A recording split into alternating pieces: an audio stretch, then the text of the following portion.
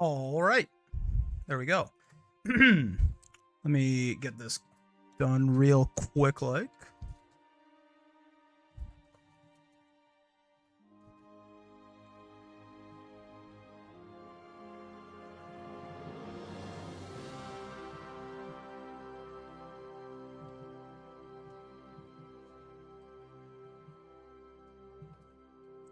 Boom, bam, boom.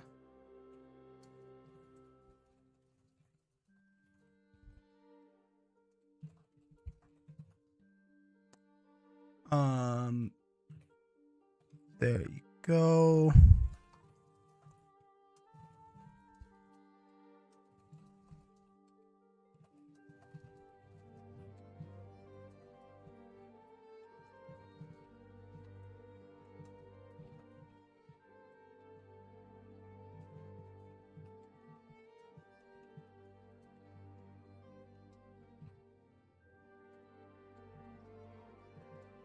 All right. Sorry about that. I had to write something up real quick. Grab this guy, put him down there. And grab this guy as well. We'll kill that guy first. It's a mandatory thing. What's going on, Fox? Hello, hello, hello. We go. YouTube streams live as well. Good shit. Head over here. Do a little bit of that. Copy this, put it there. Copy this, put it there.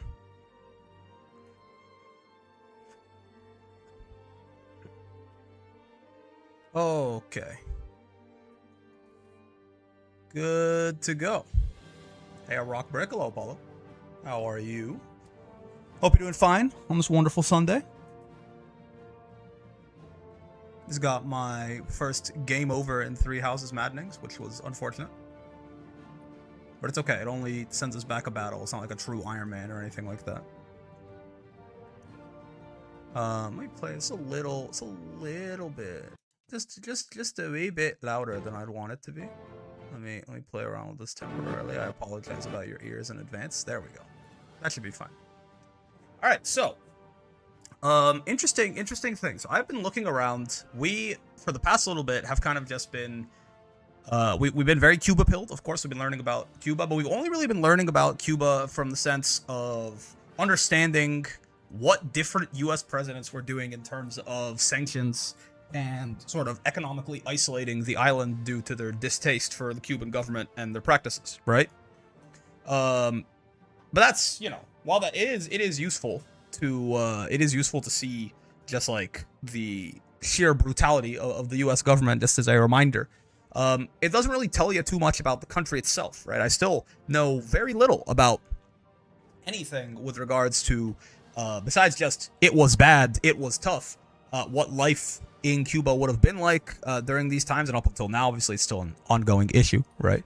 But yeah, like what life in Cuba was and is like, what the Castro government was and is like. I don't, you know, I have no reason. While certainly the U.S., regardless, if you know, fucking Fidel Castro could be Hitler himself, and it would still be kind of crazy the shit that the U.S. did to the island, right?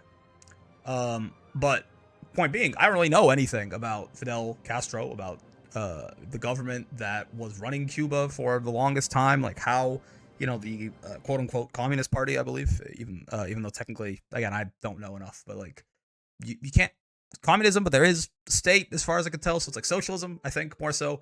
Maybe the terms are used interchangeably, maybe the terms meant something else back then, who knows, man. But yeah, I don't know anything about the government. I don't know anything about how they were dealing with the people. I don't know how it was to live in Cuba in any kind of detail. And I want to learn more about that. And as it turns out, it is significantly easier to find information on, you know, the U.S. presidents and how they decided to act in certain ways than it is to find sources on, you know, Cuban internals during the embargo. I mean, I imagine a lot of them are probably in like Spanish, right? So it's like I am in a state where I need something that is English that I can understand. And also, strangely, I guess not strangely, it shouldn't really be surprising at all, but it's kind of difficult to find all of the books about the Cuban government are, or Cuba and how the people and the people of Cuba and their lives during the sanctions and things like this, they're all very much,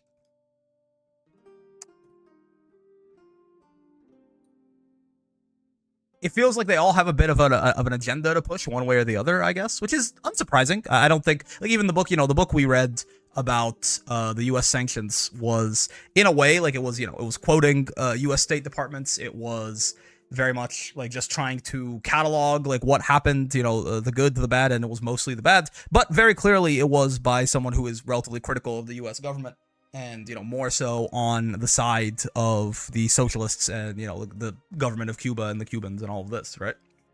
So I'm not expecting, and I don't think I want someone to try, like, I don't want to read a book by a guy who's just gonna both sides the issue the entire time. It's more so, I do want an actual, like, I'm curious about what the reality of the Castro regime, as it were, was. You know what I mean? There's more than a handful. Finding out what happened inside of Cuba is quite important and quite difficult, as it turns out, Apollo. There's more than a handful of books that just talk about Castro like he's Osama bin Laden, right? Like he's just this like, I mean, even Osama, I don't know, trained by the fucking CIA anyway, right? But like from the US perspective, like he's Osama bin Laden, like he's just this unrepented monster that like eats babies every day and is a tyrant of truly Naziistic proportions. But there's also a whole lot of media that is just sort of glazing, for lack of a better word, like anyone involved with the revolution in Cuba. I mean, if anything, we're probably going to end up on that side if we have to. But I was interested in I just want kind of I almost want a very, like, dry recounting of just major events that happened within Cuba over time. And then I want to be able to form my own opinions on them. But I don't think that is, like, super possible to find, right? At least not in English. So I think what we're going to have to do is just going to have to understand, whatever source we end up with, which after we read, I found this essay here, which seems quite interesting, by Che Guevara, so we'll be reading this. But after that, it probably is just a matter of, we're going to find some source, and this is going to be, you got to keep in mind the lean that your author might have, right? And then take that into account. Maybe on the way we can learn what communism and socialism actually are, not the bastardized version. It's true. Brick, Grand Blue, what the hell is this? It's okay. You've been gone a while. Don't worry about it. You can I'll tell you. You can take one glance at the screen right now and tell if you are at all interested in this. And if you're not, you could leave. It's all good. Yo, what's going on, Quagsire? Hello. I think it is relatively. At least you could take a guess at what's happening here. I trust your judgment. But yeah, so I don't really have, like, a good source just yet, right? I don't really have a good source on this. It really is just going to be a matter of, we're going to probably try and figure it out after we go through this and read this, because I am interested. We'll figure it out, and then, hopefully we can find something. Maybe not for this stream, but maybe for next stream. This essay, by the way, it's not crazy short, but it's not crazy long or anything like that. Like, it probably doesn't take that long to read, but we'll probably just discuss it as we go. And then from there, the rest of the stream is likely going to be trying to figure out what, book we'll be reading next in terms of a source on the actual internals of Cuba, and not just, again, and then this US president was like, what if we starve them a little bit harder? But yes, with that in mind, right? Fighting Brick is taking a nap at the moment. He's a smart brick at the moment. I've been playing. Well, actually, recently, I've been playing mostly Fire Emblem Three Houses. So actually, I have not been playing a ton of fighting games. But I still will. Just maybe not on stream as much. Just maybe not on stream quite as much. But yeah, so there's this. I believe I think this is an essay technically, right? Like it's definitely not long enough to be a book. It ends right there. It's like a 12 paragraph essay or some shit. But Che Guevara, who is another name that I hear all the goddamn time and don't really know too much about. I know he got assassinated, I think, pretty early on, like in the 60s, I believe. He got assassinated and died. But, you know, big revolutionary, for sure. And he wrote this essay, apparently, called Socialism and Man in Cuba. So let's read it. Let's see. Because I am curious. I'm not sure if this is entirely written from his perspective.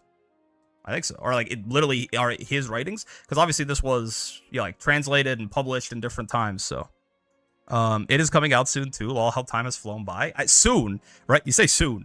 It has been so long and is still about a month away. It is wild. Sorry, I gotta correct my language. It is wild to me how long, like from when that trailer hit, how long it was gonna be until it actually came out. Because even now, months later, it's still almost a month away. It's crazy. It's foolish.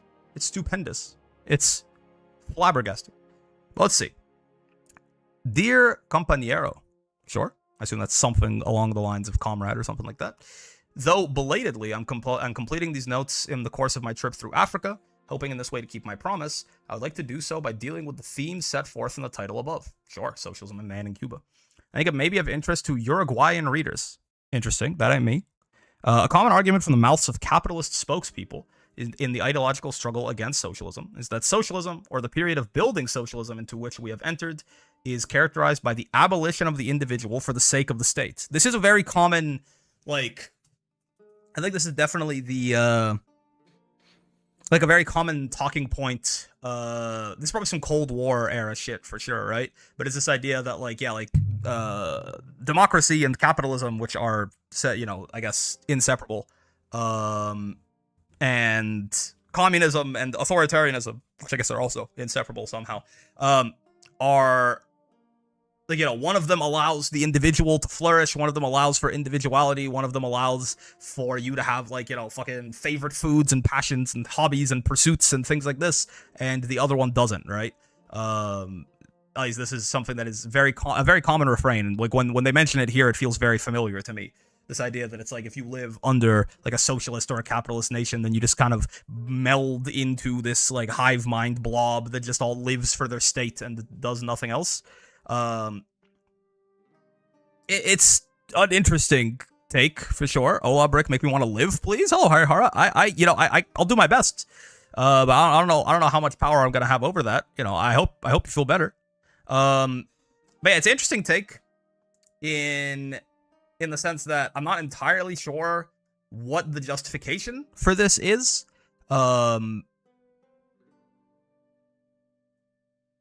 Like how, like, obviously it's the common refrain, right? That this is freedom, that the American system, for lack of a better word, is freedom, and it is democracy, and that is things like this. But I don't exactly understand what the honest to God arguments in favor of it are, in the sense that, like, say we have, the Platonic ideals, I guess, of both systems. I understand that, I guess the idea would be that capitalism allows me to, I can pursue whatever job I want, and I can get my money, and that money, I work that job, that money comes to me, that is my money, and I can spend that money on anything I want to spend it on. And I suppose because the idea is that capitalism is like this meritocracy, then, through my efforts, I can, like, create whatever life I want for myself, and, like, that is freedom, right? And I guess if you compare that to, like, the most, like the if we give that's a generous reading of capitalism, and if we give a very non-generous reading to, like, socialism or communism, where you don't own anything and you don't have any of your money, and the government is totalitarian and decides what you work and what you do and how you spend your time, then, like, I guess so.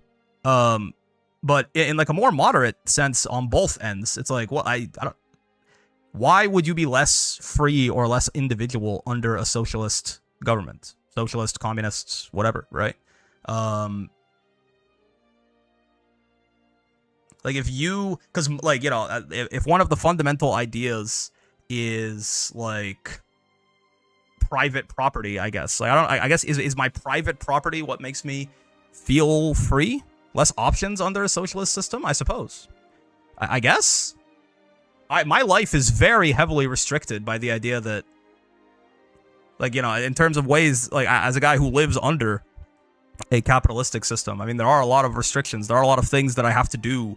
And, you know, namely, like, most of all is, like, you know, work. And not saying you don't have to work under a communist system, but it's like, I have to work. I have to spend my money on a lot of different things that are, like, mandatory for my life, you know? Living with the most options in human history. Well, I don't know what that means necessarily. You know what I mean? What is that? Okay, cool. I'm living, yes, sure. I understand quite your point. Because, like, I'm living with the most options in human history. I have iPhone, right? Most people in human history did not have iPhone. I can go and, like, Google shit and do shit, right? Which is great. But also, like, is it just in the sense of, are we looking at just the zoomed in version of, like, me with my iPhone and not, like, the what has to be done for that iPhone to be made? Because, like, I'm living with a lot of options, but it is also coming at the cost of the exploitation of a lot of people, right? And then, again, even as far as my own options, no, I mean, education? Oh, sure, absolutely, yeah, education's great. A lot of these education street jobs. Street? A lot of this stuff, I mean, in terms of, oh, you're saying in terms of in terms of I get to pick from the widest variety of jobs that I ever would have gotten to in history. I see what you mean. Yeah, I guess. That's true. Like, I could definitely, like, you know, I can work whatever job I want. But again, it's like, is the idea that if this was a socialist country, then I would just be, you know, my job will be picked for me, I guess. I would be like a woodcutter or something, and that will be the thing that I do, and then boom. I suppose. I don't know if that's necessarily what socialism prescribes. Communism only sucks if the fundamental humanitarian ideas of communism are abandoned and disregarded. Yeah, I don't know. I'll tell you, like, I don't know, like, from, again, I mentioned this a bunch of times, where, like, from an academic perspective, I don't really understand what communism is supposed to be enough to be like, oh, that definitely sucks, or that's definitely awesome.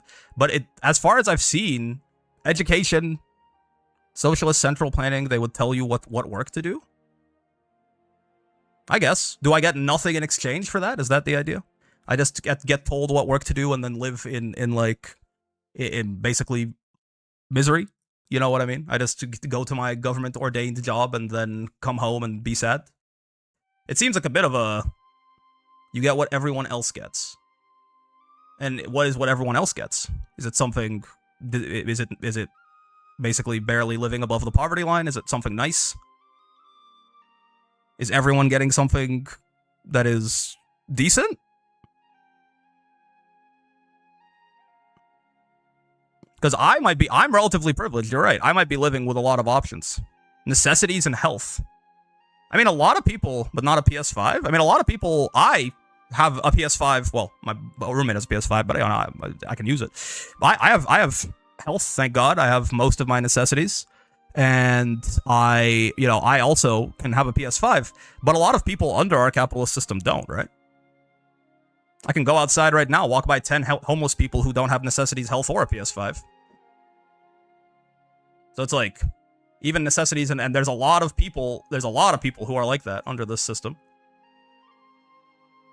It's working decently for me, you're not wrong. I got a computer, I got an internet, I got a fast-ass internet connection. I got Fire Emblem on my Switch outside. You know what I mean? I got a fucking $2,500 gaming PC. It's pretty nice here. In that sense, like, for now, at least, you know. Maybe things are, my like, you know, things might slowly be eroding around me a little bit, but it's more of a matter of, just because, you know, things are nice for me does not mean that they, first off, always will be, or that vote for expanding public option healthcare. Sure, man. My point is that it seems, at least, you know, the read that I'm getting is that your descriptions of the system that we live under currently are, like, pretty generous, and your descriptions of this proposed socialist system is not very generous, right? It's going to be so much better if everyone paid more taxes. Yeah, of course, I agree. But also, a lot of those, like, it is a lot of, you know, the major tax revenue that would come to the government from corporations and shit like that is just like, it's very difficult for that to ever change because of the fact that the incentive is for those corporations to make as much money as possible, right? Like, if we could just get all of the tax revenue that the government needed to the government, and the government was incentivized to actually like do shit to help people, then yeah. But the argument, I guess, would be that there is something, you know, fundamental in the way there. And it is like, you know, you could say, oh, money in politics is the issue. And it's like, yeah, but money in politics, when money is like, you know, when the major incentive of the system is making money, whether it's for an individual person or for like a large corporation, the money is going to get into politics. It's going to be fundamentally impossible to get the money out of the politics, right? Socialist government would be for the people, though. I think any government certainly is open to corruption, and any government is like, it has to constantly be like managed, and you got to make sure that you don't end up with like a bunch of bad actors in charge. But I think that there's a difference between, oh, okay, well, there might be bad people that we need to get out of here, and like the fundamental way the system operates leads to corruption. You know what I mean? Like, if the idea, right? If the idea is that, oh, it's supposed to be like, in theory, you know, in Wonderland, right? It's supposed to be equal and everyone gets their share and everything like this, right? And in practice, there's like an asshole in charge, right? Sure, but the thing with the system that we currently live under is it feels like the theory is that the goal is for everyone to just make as much money as possible, right? And it ends up with, you know, when someone wins that game, they can end up sort of, it may have started on an even playing field, but it kind of inherently is never going to be on an even playing field ever again as soon as someone gets a little bit of an advantage. Cuba's government is obviously trying to maintain power now to the detriment of its own people. I'm going to read about that, and I'll let you know. But again, if the Cuban government, and I'm sure the Cuban government has probably taken some pretty extreme measures due to the situation they're in. But like, I can tell you that almost entirely all of that, right, is like the situation that caused the beginnings of that is the United States, because they couldn't make money off of the country anymore when the new government came into power, evil or nice, right? Like whether Castro is Hitler or a saint, doesn't really matter. The main reason that the U.S. had an issue with it is because they couldn't earn money off of because their properties got nationalized, right? It wasn't before any kind of human rights violation or anything like that. And then from there, they decided to starve the country, right? Like, it's not a matter of like, oh, okay, well, it's if this government is taking even extreme measures that I would disagree with if I heard about, and probably I'm sure that exists. A lot of it is because for 62 years now, the most powerful country in the world has cut them off from all global trade, except for anyone who's willing to piss the states off, right? If you cut the United States today, right? Today, if the United States, and the United States is a much larger country, so inherent, you know, than Cuba. But if you cut the United States off today from literally all trade with anybody globally, right? It would not be very long until we were in like some, well, I'm a Canadian anyway, but you do it to Canada, you do it to the US, you do it to anything. It would not be very long until it was like fucking Armageddon, right? 60 years in, you know, Castro stole U.S. assets and worked with its enemies, though. With U.S. retaliation makes sense. Okay, you know what? Let me follow you down this road. Even U.S. retaliation, let's say that's true, right? Castro stole U.S. assets and worked with its enemies. With U.S. retaliation makes sense. How is retaliating against the civilians in Cuba, right? Retaliating against Castro. You are like, you know, they've tried multiple times to assassinate him. In that sense, I would understand it. Kill, like, if it's like, okay, if we're saying Castro's evil, let's kill him, right? Let's send people in, let's fucking, let's arm revolutionaries in Cuba, let's do all this. Sure. What part of, like, causing famines and, like, shortages of food, water, electricity, and medicine in Cuba by not allowing the country to trade with basically anyone in the world because you are the dominant world power and you are the only country in the world, basically, that can tell, like, Germany to not trade with someone and they'll listen to you. Right? What part of that is retaliating against Castro? Right? Like, I understand the point is obviously if the Cubans get angry enough, they might have a popular argument. They might have a popular uprising and start and like unseat Castro themselves, so then the US's goal will be accomplished.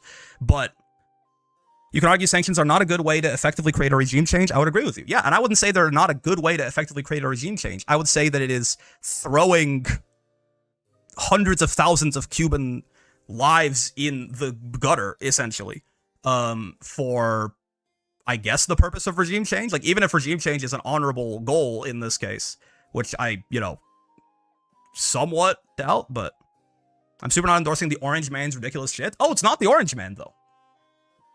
Sugar blockade started with Eisenhower in the 60s, right? Right after the nationalizations happened. Kennedy, Democratic JFK, right? JFK his head just did that guy, right?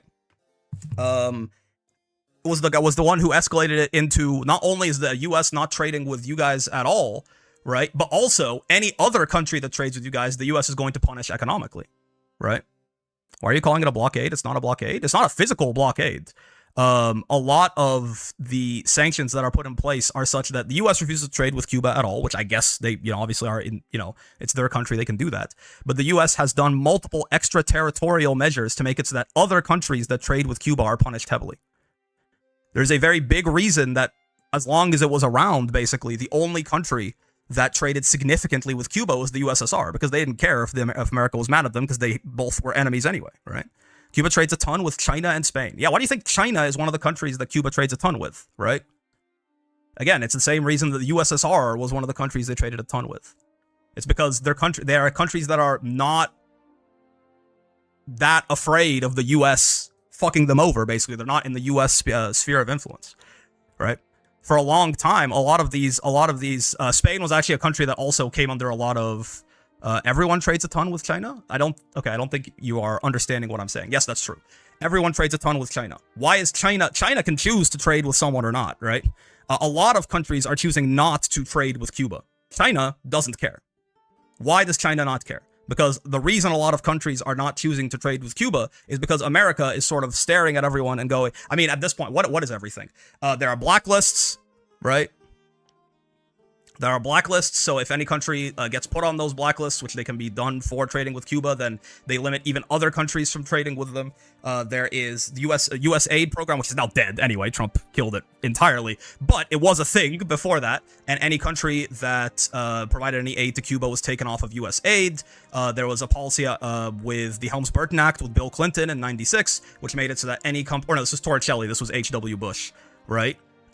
Any country that gave any amount of aid to Cuba at all got that exact dollar amount reduced from like their trade and aid with the US. There was Title III, which made it that any country that went into business with Cuban nationalized properties could get sued by the US. There are a lot of different things the US did. There were a lot of things where any ship that docked in any Cuban dock was completely banned from docking in America. There are a lot of different ways. It's off the top of my fucking head, man. I can go and find you some sources too. But there are a lot of different ways that the US made it that any other country that wanted to trade with Cuba would get punished severely, right?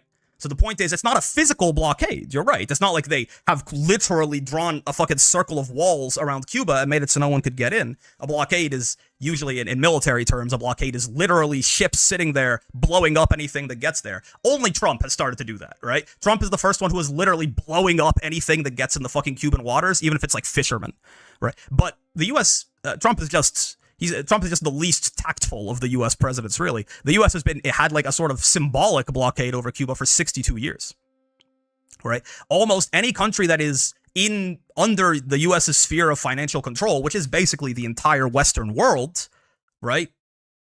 The dollar is the global reserve currency, right? America runs a lot of these like multinational institutions. America, can tell the IMF to trade, right? Yes, the U.S. is sanctioning the fuck out of Cuba. We both agree it's not a blockade, so I wonder why not speak precisely? You could, okay, sure. It's functionally the same.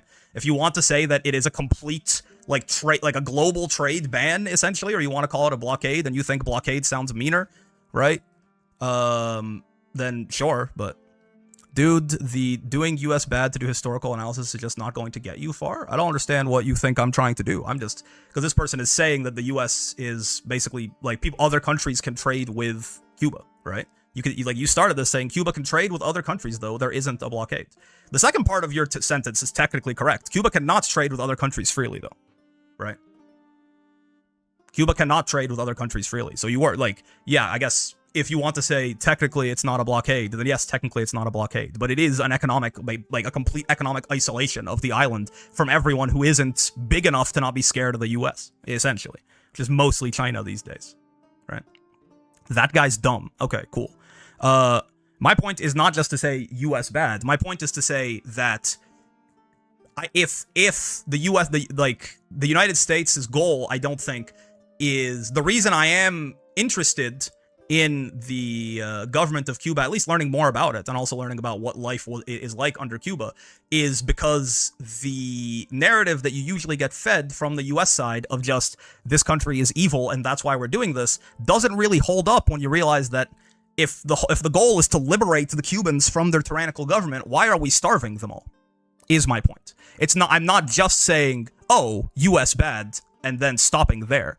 My point is that because US bad historical analysis tells me that US bad, it also sort of attacks the ideological narrative that, oh, well, the reason we're doing this is to free these people from their tyrannical government.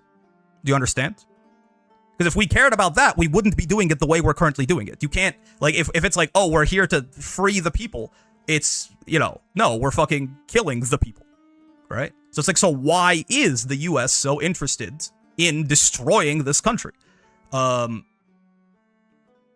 do a vast majority of Cubans living in the United States want to see the regime overthrown?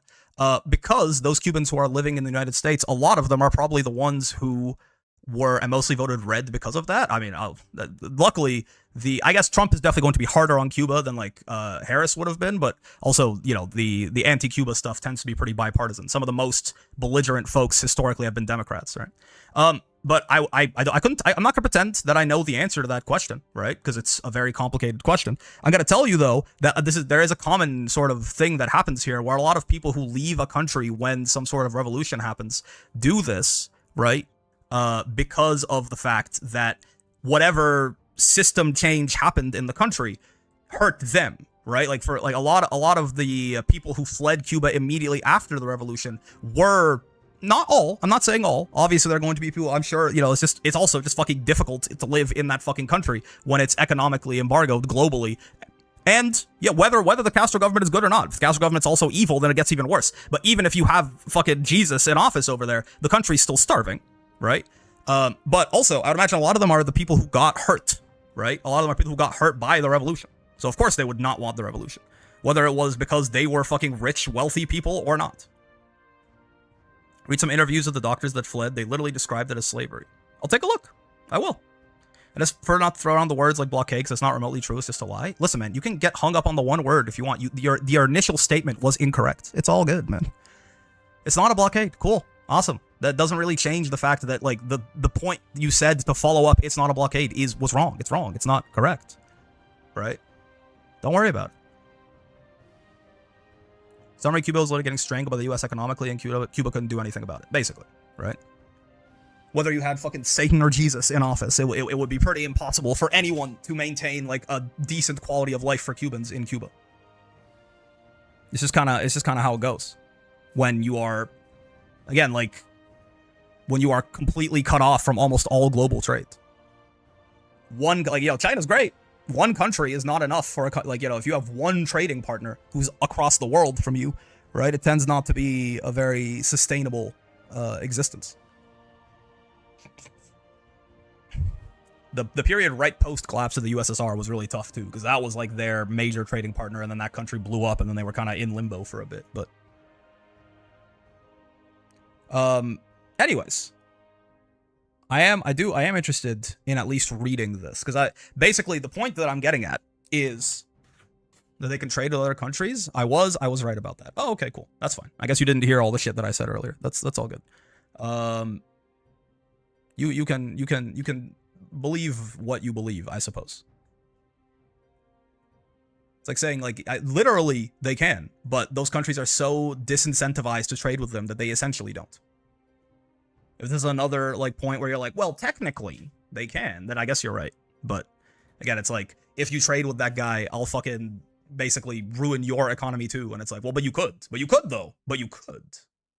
But you won't, because obviously, why would you? Why would any country trade with Cuba when the list of punishments that comes alongside that is called secondary sanctions, right?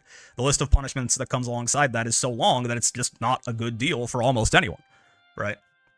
So I guess, again, if you want to be technically correct, you are technically correct. Any country can trade with Cuba. They can. They can trade, but no one wants to trade with Cuba because you risk losing access to American art markets. Yeah, you don't really risk, right? You, like, guarantee, essentially, at this point. It's not a risk. It is a promise from the US. So yes, if you want to be technically correct, you can be technically correct. They technically can, but they won't, because it is extremely, extremely disincentivized by the US to do it. Anyways, my point is, because I am interested in the reality of what is going on, or what was going on, I guess, in the country, from not just, like, I don't want to just hear, basically, the perspective of the Western world, essentially.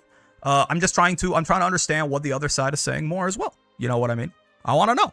I want to know what the ideology, at least the stated ideologies of people like Guevara and Castro were. I want to learn about them. I certainly am, for multiple reasons that we can, get into later, because a very long, looks up Cuba's top trading partners. I guess you guys have a lot of research to do. Have a good stream. Okay, have fun. Just read the interviews of people living there. Yeah. And I plan on it. You have caught me at the very beginning of a journey of actually learning about the internals of Cuba here. Who cares if it's socialist or not? Sure. I mean, I think it sort of matters in the sense that the ideologies and the systems people live under are the things that lead to, their actual livelihoods, right? Like, the good and the bad parts of your life currently exist because you live under, like, a capitalistic, democratic system. And the good and the bad parts of someone who lives under a socialist system would be there mostly because they live under a socialist system as well, right? Such technicalities are very unimportant to the conversation. Yeah. If your government turned corrupt as fuck, there's anarchists called this out there in the Soviet Union as well. Yeah, it's any system is not, there is no system that is immune to corruption, for sure, right? There is no system that is immune to corruption, for sure. But I'll start at the beginning. We're going to start at the beginning. This is what these are the stated ideologies of this. We'll see how well they held up under pressure, right? This is 1965. This is very shortly after the Cuban Revolution. This is basically like right at the beginning of the sort of embargoes as well, right? This is, I guess, before things would have gotten, like, terribly bad. So let's see what the ideologies were, and then we can follow that rabbit hole further down. Anyways, as I was saying, we are at the very beginning of this still. A common argument from the mouths of capitalist spokespeople in the ideological struggle against socialism is that socialism, or the period of building socialism into which we have entered, is characterized by the abolition of the individual for the sake of the state. I will not try to refute this argument solely on theoretical grounds, rather to establish the facts as they exist in Cuba, and then add the comments of a general nature. Okay, sure. There are systems that are less vulnerable to corruption than others. Yeah, that's probably that definitely could be true. I mean, I think it has to be true. There's no way they're all equally vulnerable to corruption, right? That'll be on the character sheet, as it were. That number probably does fluctuate enough.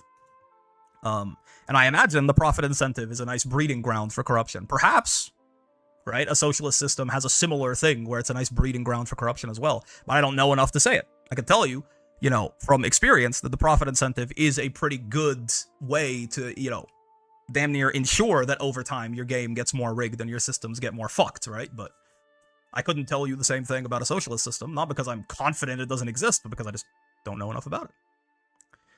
Hello, Brick. Hello, Cassie. How are you? Let me begin by broadly sketching the history of our revolutionary struggle before and after the taking of power. Okay.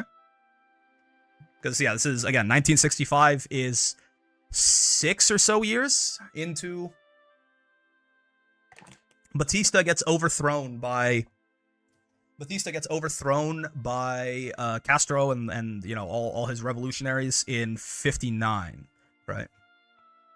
Socialist incentive is let's be nice to each other and help people do that. I mean, I know you're saying that in like a bit of a slightly sarcastic way, of course, but if one of the incentives is be nice to each other and then we just have to hope that no one comes along and is evil, on paper at least, that does at least like that sounds inherently less corrupted than the incentive being make as much money as possible, right? Even from that reading, it's like, okay, well, both of them are vulnerable to corruption, obviously, but one of them is sort of inherently corrupt. Like one of them is the profit incentive, and one of them is the let's be nice to each other incentive. One of those sounds inherently corrupt. One of them sounds corruptible, right? Like definitely, it's like, okay, well, let's be like, you know, if the goal is just the idea is to help people, but someone could take advantage of that, then we definitely have to stay vigilant and maintain a lack of corruption in our system, right? But if the other one is the profit incentive, then that one sounds like it's essentially inevitable, right? I was playing League of Legends ranked, so I think you know my mental state. Yeah, no, it's fair. That's valid. If people were incentivized that way, capitalism wouldn't have problems either. That is true, but I think the point is that capitalism, the profit incentive is baked in, no? Like, if the main incentive of capitalism was let's be nice to each other instead of the profit incentive, I think it ceases to be capitalism at that point. In fact, I think it starts to look a lot more like socialism, probably. I don't know if you can have capitalism without capital being the objective of the system, no? You don't have to pursue profit, you just get more stuff. I don't understand. If there wasn't, you're saying this is what it would be if there wasn't the profit incentive in capitalism, right? You wouldn't have to pursue profit and you would just have more things. That's true. But again, I'm not entirely sure they're pitching the capitalistic ideal. Gotcha. I said before, communism could have bad apples. Capitalism guarantees bad apples. Social system is, hey, everyone will do their job every day because it's for the good of the whole country. That's sure. I guess capitalism is everyone will do their job every day because they need the money to live, right? Or no? Because I need to pursue profit because, like, if I have zero money, I die, right? Like, if I don't have money in this system, I will die, right? So I do need to pursue profit. I need to go to work. If I don't work, I will die, right? When dudes won't even show up to their job every day to pay their own rent? I don't understand. Are you saying you don't have to work? Some people might be lucky enough that, yeah, they don't have to work and they're fine, but, like, I'm not in a particular, like, it's not like I'm, you know, a particularly hard up guy, but, like, I need to go to work. If I didn't go to work for long enough, my bills stop getting paid, my power goes off, I eventually can't pay my rent. No, I'm saying people don't want to work. Yeah, I mean, I think that's fair. Do you want to work? You have to get paid to do it, right? I don't want to work. I wouldn't do it for free. I work because I need to survive, right? I would not do my job for free. My job, by the way, the job that I currently have is the nicest job I've had so far. But I wouldn't do it for free. I absolutely, they have to pay me. I would not be showing up to work if they weren't paying me. I don't want to work. I wouldn't want to do it for free. Yeah, okay. So yeah, I agree. No one wants to work. I think the system acknowledges that no one wants to. I think most systems basically acknowledge that nobody wants to work. I don't think anyone. Now, it is, I think, so, you know, it is shamed. Some people say that. So working in a socialist system, I'd be working and not getting anything. Fuck that. I think the idea is that, that's an interesting take on it. I feel like the idea is not that you're working and not getting anything. I think the idea is that everyone is supporting everyone, right? Instead of you just supporting yourself.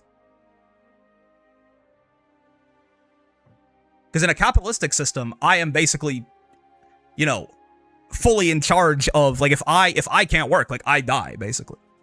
Right? Like, all these ideas of any kind of social safety nets or anything like that that's a resource allocation problem? Isn't resource allocation is a very high level idea, no? Is that not like one of the fundamental things the system would be in charge of? Like, would that not be one of the fundamental differences between living in a capitalist versus socialist versus whatever else, is how the resources are allocated? We have enough resources to feed everyone here. That's true. That's correct. I agree. We live in some of the richest countries to have ever existed. Yes, and socialism failed on that. I mean, every time. So has capitalism, by and large. I mean, if that's the case, then I guess we need to find a third system, right? because there's not really any system where if that's the case where the resources are being allocated properly. The famines in every socialist government. I mean, I will tell you, for example, if you're talking about Cuba, I can point a real big finger out as to why the famines might have been happening in Cuba. And a lot of things like that happened in most of these, like America has been around for most of these other socialist governments too, and they don't tend to like them very much, right?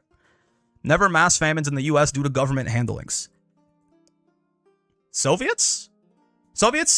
I mean, not to say that the U.S. was entirely not involved with the Soviets either, but sure, yeah. I think the Soviet Union is even like most like hardcore gung ho communists can still point out like that the Soviets definitely did not, like, it was a bit of a failed experiment, right? I think anyway. It's the general reading that I get.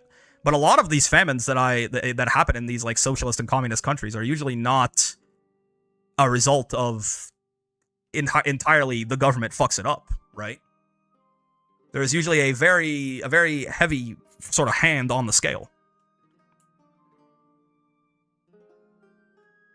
Again, pointing at the example that we're currently talking about, the reason listen, I don't know enough about Castro to tell you that he was great or horrible, right? But the reason that that a very obvious contributing reason that I think we would have to at least change the independent variable and see if it changes as to why as to why like there are mass famines in Cuba right now is the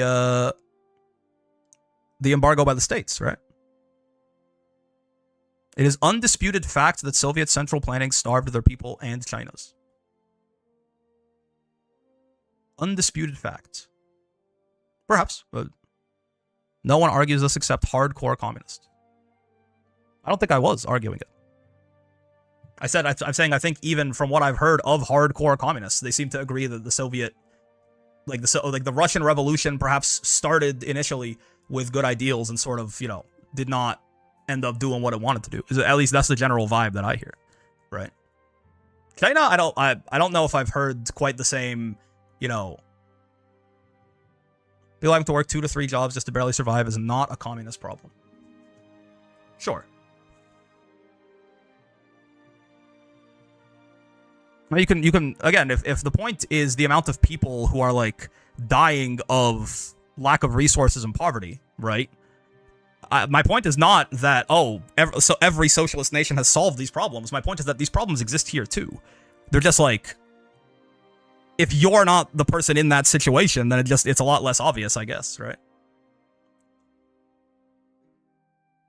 Like there are tons and tons of people that die of poverty, like basically whether it's straight up homelessness or like not having access to proper healthcare or not having enough, like basically malnourishment, things like this. Maybe not mass famines. I don't exactly know what the definition of that term would be, but like even within our country, right? There's lots of shit that happens like that, and then also a lot of this like pain is sort of exported to other countries, right? Like a lot of the poverty gets exported to like the countries that our countries exploit to make the money that then I benefit from, right? Like it's not just a matter of looking at like my fucking local neighborhood in like Toronto or whatever. So are you saying if socialist countries don't have access to capitalist countries' markets, they will starve? Oh, I've heard this one before. I've heard this. I'm saying if any country can't trade with with most of the world, it will starve. You know what I mean? I'm saying secondary sanctions starve countries is what I'm saying. I guess you can dispute that. I don't think that Canada, the US, England, capitalist countries. Capitalist states, yes. So do you think that trade is inherently anti-socialist? Trading with other nations? Is that the point here? Is the idea that capitalist states are allowed to trade and socialist states aren't? And therefore, if a socialist state requires trade, then that is a failure of the system?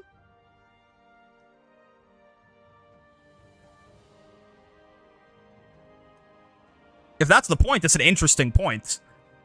I don't think that most socialist or communist states say that, like, trading with other people is, like, inherently fucking disallowed or evil or whatever. I don't think so. No, capitalist states are the only states producing enough supply to meet demands. Well, that's not what I was talking about, is my point. When I said that, oh, well, the US, Canada, whatever, if they couldn't trade, they would also starve. If they couldn't trade with anyone at all, which is what, again, if we're talking about Cuba, that is basically what the states did to them, right?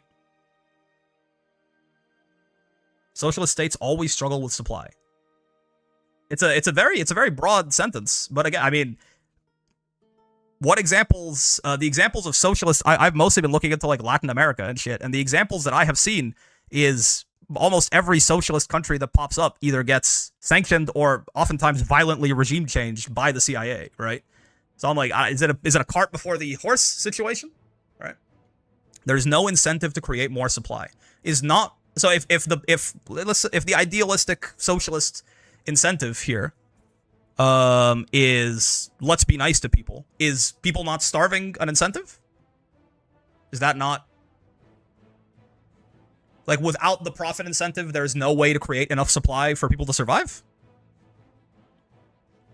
I don't know if that sounds a little too absolute to me, because also the profit incentive leads to that supply being created and then poorly allocated, right? The government is not starving. I don't understand the point. You're saying, so the point is because of the corruption, it doesn't matter? Because of the corruption, whatever the incentive is, people are going to starve. That seems system agnostic, no? What's up with the history streams lately? Not saying it's bad, but what got it started? It's a bit of a long story, Wolf. There's a video on the channel, I think, that's there. States supplied just fine even before capitalism existed? Yeah, I'm not entirely understanding the point here. Look at Cuba strat attacking the power issue using capitalist systems. Do you know why the power issue exists in the first place?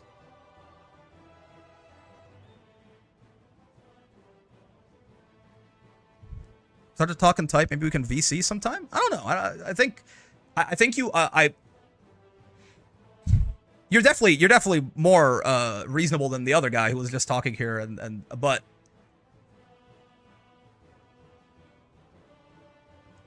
I think I want to keep a little bit more of an open mind about alternatives to the capitalist system than you seem to be having. Or maybe you kept an open mind, you've done all your research, and you've realized that it's garbage and it never works. In which case, fair. I'm going to do my own, though. I can't take your word for it. I hope you can at least understand that. You know what I mean?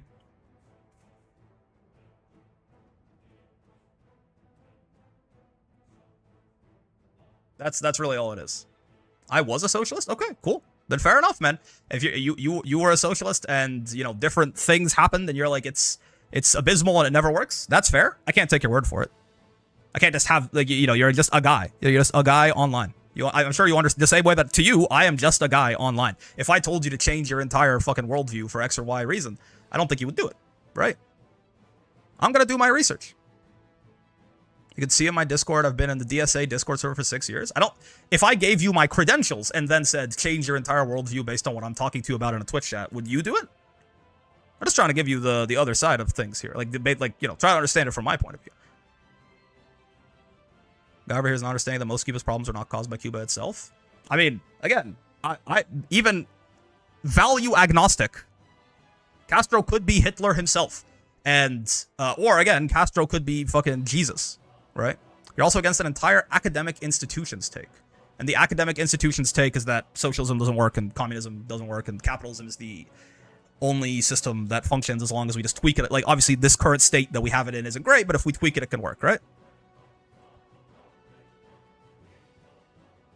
Is that, like, the academic institution's take?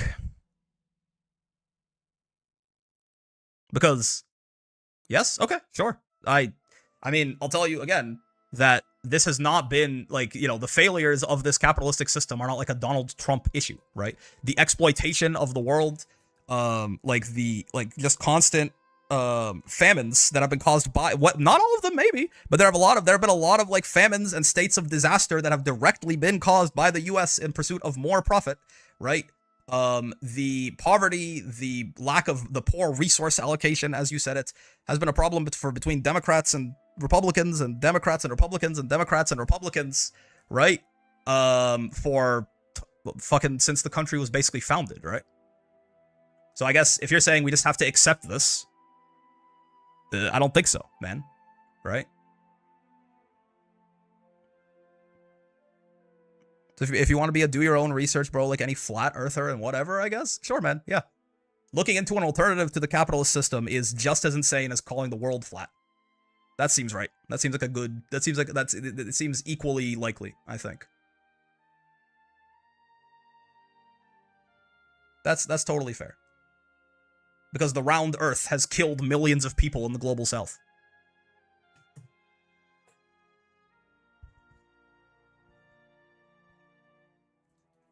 You listen. Interesting talking to you. I assume I like, you know, I assume you don't have too much more else to say to me. I suppose, you know, I do, you know, you don't even live under a pure capitalist system. Every good economy is run in a mixed economy. Sure. Yeah. I mean, in the sense that it's not like some, oh god, what's the fucking guy? The like straight up free market dude, the invisible hand of the market guy, wanted no regulation at all. Yeah, like that guy. I think that's pretty out there for sure, right? But even like the system is still more capitalistic than it isn't. Like if our system that we live in currently, if you have to describe it, if this was sort of the dichotomy, is it more capitalist or more socialist? I think it is significantly more capitalist, right? And it's still, you know, and a lot of the problems that come with capitalism still exist in this system.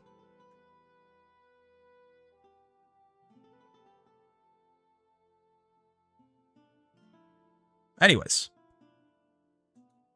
I'm gonna keep doing my thing. You can call me a flat earther if you'd like.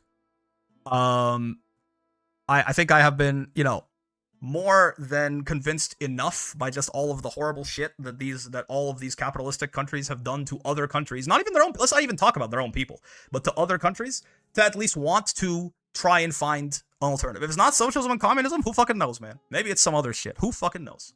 But I don't like this. Okay? So I'm gonna do some reading. You can call me a flat earther if you want. I don't know, man. Just be careful. Socialism is just social media sexy these days, but it is a cult, in my opinion. Listen, you're entitled to your opinion, right? You're entitled to your opinion, and anything, if you go too extreme into it, right? There's at least in the most generous reading, there's at least going to be pitfalls that you have to watch out for, right? I'm aware of that. I just don't think that our current system is sustainable, essentially. This is my first look into an alternative. Maybe I'll end up with the same explanation that you do, but I mean, you're stupid, man. I'm just pushing back on the idea that my opinion is not at least a well-backed opinion. That's not what I said, though. That's not what I said. I just said you are just some dude who came into my Twitch chat the same way that I'm just, or YouTube chat, the same way that I'm just some dude who's talking to you who you just met for now 15 minutes ago. You know, it's not necessarily the point of me saying you're making this shit up. It's just more of how flimsy do you have to be as a person to change your entire worldview based on this, you know? Like if I right now, like again, like you said all, like you clearly have your own life experiences that have made you think the way you do. If I went up to you, guy you just met 10 minutes ago, and I was like, actually, you know, the US is responsible for the deaths of millions of people across the world, all in the name of the profit incentive, and therefore you should be a socialist again. And then I like sent you some sources of like horrible things they did in like South America or Vietnam or Korea or something, right? Would you be like, cool, I'm cured? Like I figured it out, I'm changing my mind, I'm a socialist again? I don't think so, right? Okay, question, what evidence would you have to see to convince you socialism is a bad idea? I don't know what I don't know. That might sound like a cop-out answer. I don't know what I don't know, man. I suppose it would just, yeah, I would need to it's kind of similarly to how I've seen a pattern, how the pursuit of the profit incentive in capitalism leads to just generally, even if it's not oppression of their own people, oppression of peoples in weaker countries they can exploit for resources. And this has happened in multiple countries over all time, that basically this any capitalist country has gained power for essentially the entire time the system has existed. If I saw that exact same thing or a similar level of like, you know, negative consequence or oppression that was caused by every socialist country, then that'd probably be a pretty good one, right? And again, I'd have to go see that for myself. I'm going to have to do my own reading. I'm going to have to do my own research. And then if that's the case, I think the part you're missing is if that's the case, I don't go, okay, guess I'm a capitalist. It's like, okay, guess I need to fucking find a third thing. Because, you know, I am pretty convinced at this point that whatever mixed system we currently have is not good, man. It's not good, right? Like,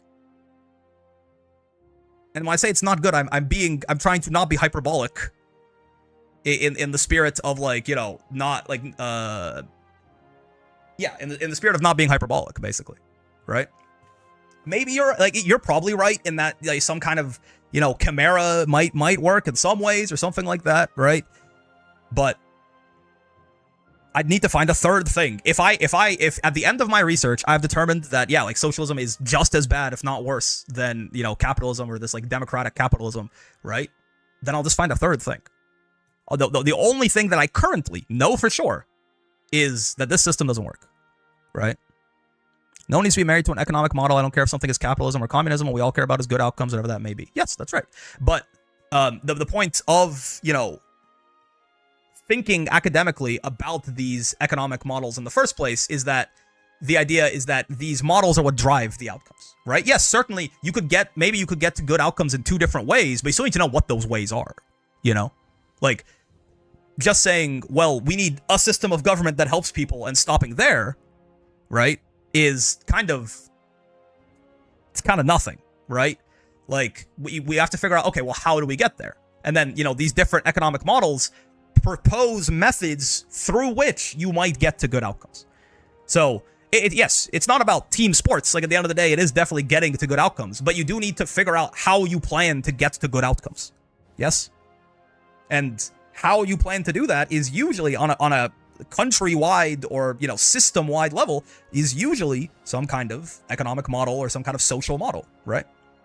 Because how else do you determine, you know, like these resource allocation problems and these corruption problems and these supply and demand problems that lead, you know, they sound academic on paper, but they lead to death, they lead to starvation, they lead to poverty, they lead to famine, they lead to exploitation, oppression, you know, regardless.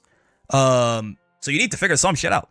There's a lot written there, philosophy and economics, exactly. So, you know, hence the looking into socialism and the ideologies of socialism, and then, you know, actually looking into, after we do this, the plan is to actually look into what, you know, we've been looking at Cuba from a very, how did the US sanction them perspective. I want to look into Cuba from a, okay, what was going on in Cuba during that time perspective, right? Compare the ideologies to the outcomes, and then do that a bunch of times. Right. Similarly to how we've done with capital, to compare the ideologies with the outcomes and see what happens. Are you in school? I'm 27. I have a bachelor's degree, but I've not been back in school since. No. I'm self-educating currently, is the idea. I guess I say I'm 27, like that implies anything. You could absolutely be 27 in school, I guess, if you're in grad school or if you just went back to school late or something. Bachelor in what? Engineering. Software engineering. But yeah. So the point is, I'm starting, right? I'm starting my studies into socialism, essentially, right? And we'll see. We'll see where I end at the end of it, right? I'll tell you, right? I'm not going to pretend that I'm completely neutral. I'm optimistic. I'm optimistic. But we'll see. These types of conversations, we need to challenge ourselves politically and intellectually. You know, I think I disagree with most of what you've said, Monk, but like I'm not gonna just fucking call you like a slur or something and tell you to go. At least in the sense that you have been pretty civil talking to me, but in the most part. But you know, I'm gonna do my own research and I mean, we'll see. My current idea is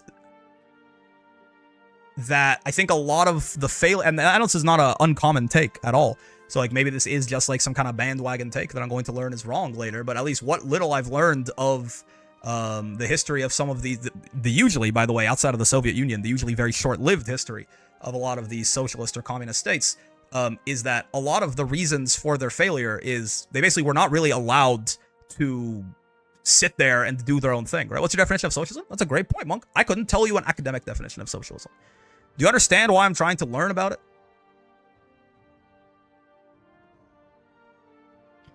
I think you are coming at this like I am some staunch defender of the idea. I think I'll like it, right? I think I like it, right? And I again, what little understanding I know is that a lot of the failures of I only know really about the outcomes in terms of failures, successes, things like this. And as far as I'm aware, a lot of these failures are at least indirectly, sometimes directly caused by like interventionism from countries trying to stomp this ideology out. And you could very easily end with like a cart before the horse thing.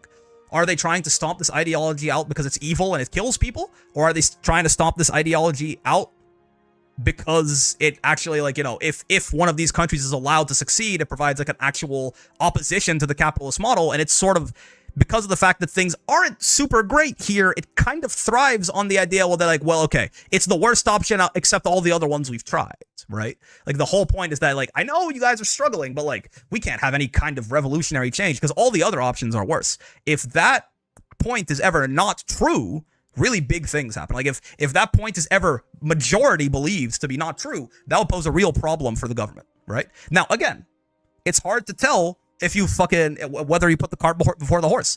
Is this thought not true because this truly is the best system we have? I doubt it. I'm not going to lie to you, but I'm not going to pretend that it's a 0% chance, right? Or is that not widely believed because any chance that it could have been to be believed was stomped out by the already established system in power to avoid any challenges to its ideology? The same outcome can happen for two incredibly different reasons. And based on which one of those reasons it is, it really determines how viable this system might be. I'm interested in finding out which one it is, right? What little I have seen so far in terms of mostly Latin America, I have not looked into the USSR, I have not looked into China, right? But what I've seen in terms of Latin America is that most examples of even soft socialist or communist states that have popped up, right, are immediately descended upon by the United States, right? I just read an Econ 101 book instead of a history book. I have taken Econ 101. Supply and demand curves and marginal utility and things like this, yeah. I also know in those Econ 101 books that they always mention that monopolies are a real big problem for the system, so we have to make sure they never happen. And then they keep happening, and then once they happen, they make it so that they can't unhappen. So it's real interesting, right? This is like, in terms of an Econ 101 book, I've read them, and the system kind of glosses over this whole idea that things get real bad if there are monopolies, and then we just have monopolies everywhere, and our entire economy is based on monopolies. And then the Econ 101 book doesn't have an answer there. It just kind of says, well, make sure monopolies don't happen. So, you know, that's the job of the state? Yeah. Except, again, if the incentive is the profit incentive, the monopolies make a shit ton of money. Right? And they can share that money with the state. And because they live in a capitalist country, having a lot of money is really good. So again, it feels like the profit incentive inherently leads to some kind of corruption, where the socialist system, perhaps it can happen or it can't happen. Right? The job of the state, that it's failed for 100 years. Right? Keynesian economics is the argument that state needs to regulate an economy? No, sure. It hasn't. This is, like, now we just get into the same thing where, you know, people look at the USSR and tell you, oh, that wasn't real communism. It's like, okay, well, has this not been real capitalism for, like, 100 years? Fucking since like the 200? The US was just never real capitalism? Trust me, bro. I understand, you know, the idealized free market sounds pretty fucking good. It just seems to never happen. So it's really, you know, it is wading into the world of, like, oh, what if we were just all nice to each other? It's actually, it sounds more fanciful than that. So,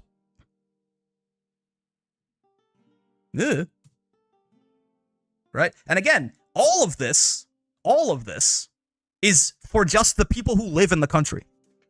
If we could have some sort of perfect idealized free market, that sounds like it would be pretty good for basically the class that lived, like, you know, at like middle class-ish people who lived in a capitalist system.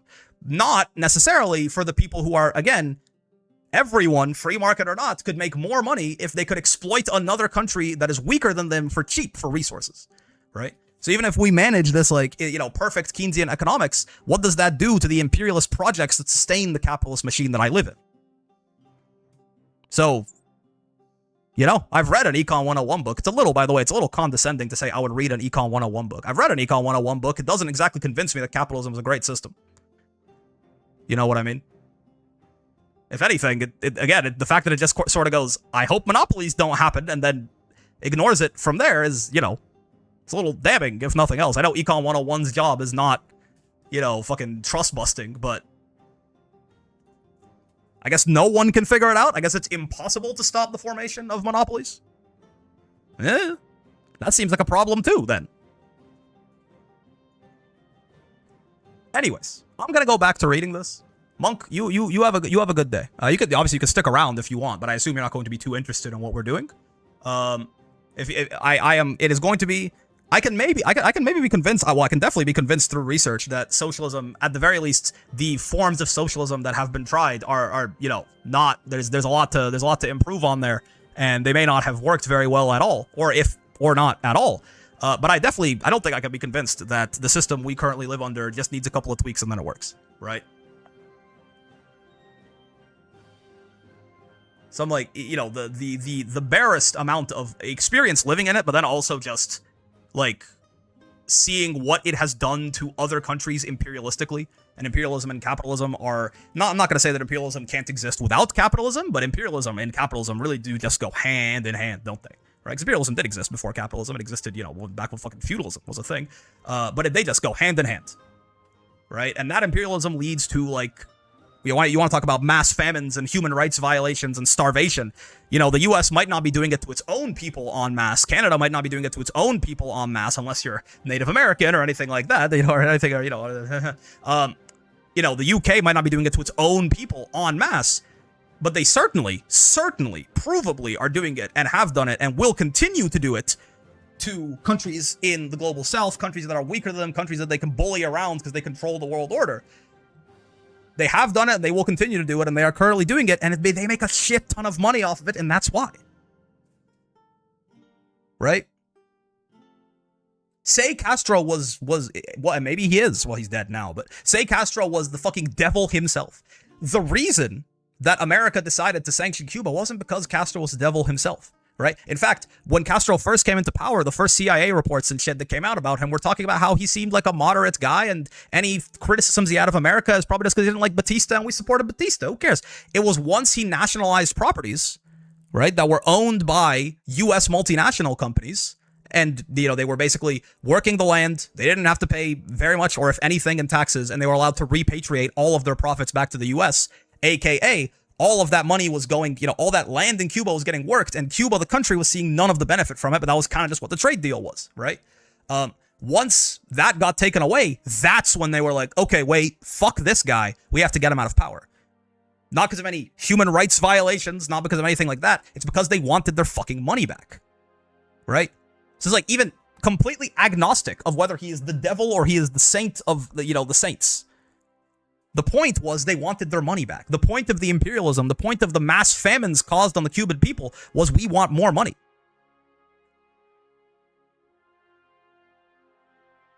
So, whatever system this is, whatever you want to call it a mixed economy, you want to call it part capitalism, part social safety nets, you want to call it, failed Keynesian economics, whatever you want to call it. This shit sucks. This shit kills people, and lots of them, all the time, globally. They just do it far away from us so we don't notice as much. As long as you turn your eyes away from all the homeless people who are probably going to die in the winter because they fucking put spikes on the benches because they can't nap there. You call that a small amount of people, if you will. They kill millions of people all around the globe, and they just, But you get iPhone, though, and you get all these other things. Your quality of life might be pretty good, so just ignore all that other shit. I don't know. I don't think so. An interesting conversation.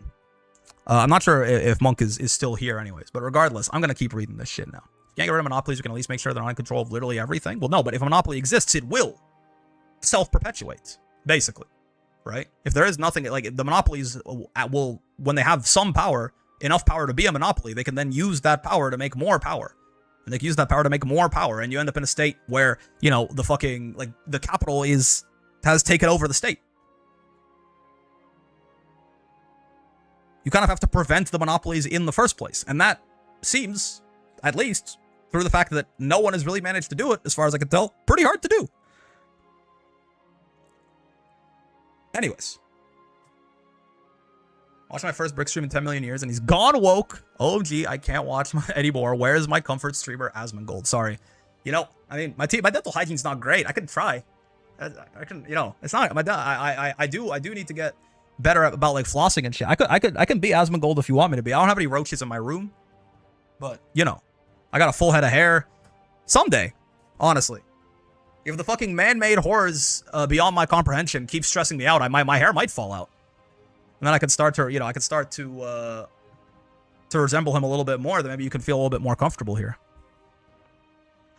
All right. What were we talking about? Let me begin by broadly sketching the... Maybe we won't get through anything besides this essay today. Let me begin by broadly sketching the history of our revolutionary struggle before and after the taking of power. As is well known, the exact date of the beginning of the revolutionary struggle, which would culminate in January 59, was July 26, 1953. Yeah, this was the first attempt that failed, right? And then Castro got jailed for a long time. A group led by Fidel Castro attacked the Moncada barracks in Oriente province on the morning of that day. This, by the way, this is an interesting moment, because to my understanding, you know, they killed people here. But again, like... there is always this tension between this idea that like revolutions should be entirely peaceful and things like this, and I don't know if it's super possible, but I don't know if maybe they killed some civilians. I don't know. It's a barracks, so that makes me think no, right? But it's definitely something, an event to investigate as well if you want to actually learn about, you know, the fiber of this government and this guy. What was up here with the Moncada barracks? Because I don't think I fundamentally, well, I definitely, I don't mean to say I don't think, I definitely don't like fundamentally disbelieve in the idea of violent revolution. It is necessary and sometimes the only way to actually get results, right? But that is just because violent revolution is sometimes the only fucking way you can get anything done, doesn't mean that you just get to shoot everyone that you want, right? There's definitely there's a method to the madness, I guess, as it were. So I'll be interested in what this looked like. Anyways, the attack was a failure. The failure became a disaster, and the survivors ended up in prison. Yep. Beginning the revolutionary struggle after they were freed by an amnesty. In this process, in which there was peaceful revolution will be awesome, it's simply not possible. Yeah, I mean, and you know, you can say, for example, in our case, like you can sort of almost like trick yourself into thinking that it could work, right? But there are some cases, for example, where you are like actively under like a settler colonial process where they are killing you, and it's like, how are you going to peacefully revolt, right? Peaceful revolution does sort of rely on the idea that eventually your enemy is going to feel bad enough that they're just going to abdicate power of their own will, right? Which maybe in some cases, you know, or in, you know, in a capitalistic system, it can certainly just be things like, but is this peaceful? Like, is like obstructing like trade routes, and is, you know, like not working, sitting in, etc., etc. Like, is all of that peaceful if you are like basically harming capital, harming the economy? Maybe, but I think some people would disagree, right? Like, if peace is just killing people, like, sorry, if violence is just killing people, which is on, I mean, like, if you like burn down like a data center that has no one in it, is that violence? It's a building. It hurts the capital owner. I mean, it hurts the people who work there too. That's why hopefully the people who work there are the ones burning it down. But, you know, it's just a building. Like, if no one got hurt in that incident and all it did is like hurt someone's ability to make money, I mean, I don't think that counts as violence, probably. It's like, but I don't think people would look at like a burning data center and call that a peaceful revolution. You know what I mean? I don't think people would look at that and be like, wow, what a white bloodless revolution. Anyways, in this process, they were freed by an amnesty. In this process, in which there was only a germ of socialism, the individual was a fundamental factor. We put our trust in him, individual, specific, with a first and last name. The triumph or failure of the mission entrusted to him depended on that individual's capacity for action. This makes sense. Like, I think even the, you know, the biggest proponent of this idea that, oh, well, you know, in a socialist system, there is no individuality, would probably not say so about, like, the period of revolution, right? Like, I think if you are, like, if there's a group working to overthrow a government, I don't think that, like, that is very clearly individuals matter a lot there, right? So this is not, it makes sense. But it's not like anything groundbreaking, necessarily. Then came the stage of guerrilla struggle. It developed in two distinct environments: the people, the still sleeping mass that had to be mobilized, and its vanguard, the guerrillas, the motor force of the mobilization, the generator of revolutionary consciousness and militant enthusiasm. This vanguard was the catalyzing agent that created the subjective conditions necessary for victory. This vanguard was the catalyzing agent that created the subjective conditions necessary for victory. I see. The idea is that it's like important to motivate people, I guess, right? Like people, the small percentage of people who are going to be like the early adopters, I guess, are the ones who eventually motivate everyone else to action. Fine. Here again, in the framework of the proletarianization, proletarianization, like the working classification of our thinking, of this revolution that took place in our habits and our minds, the individual was the basic factor.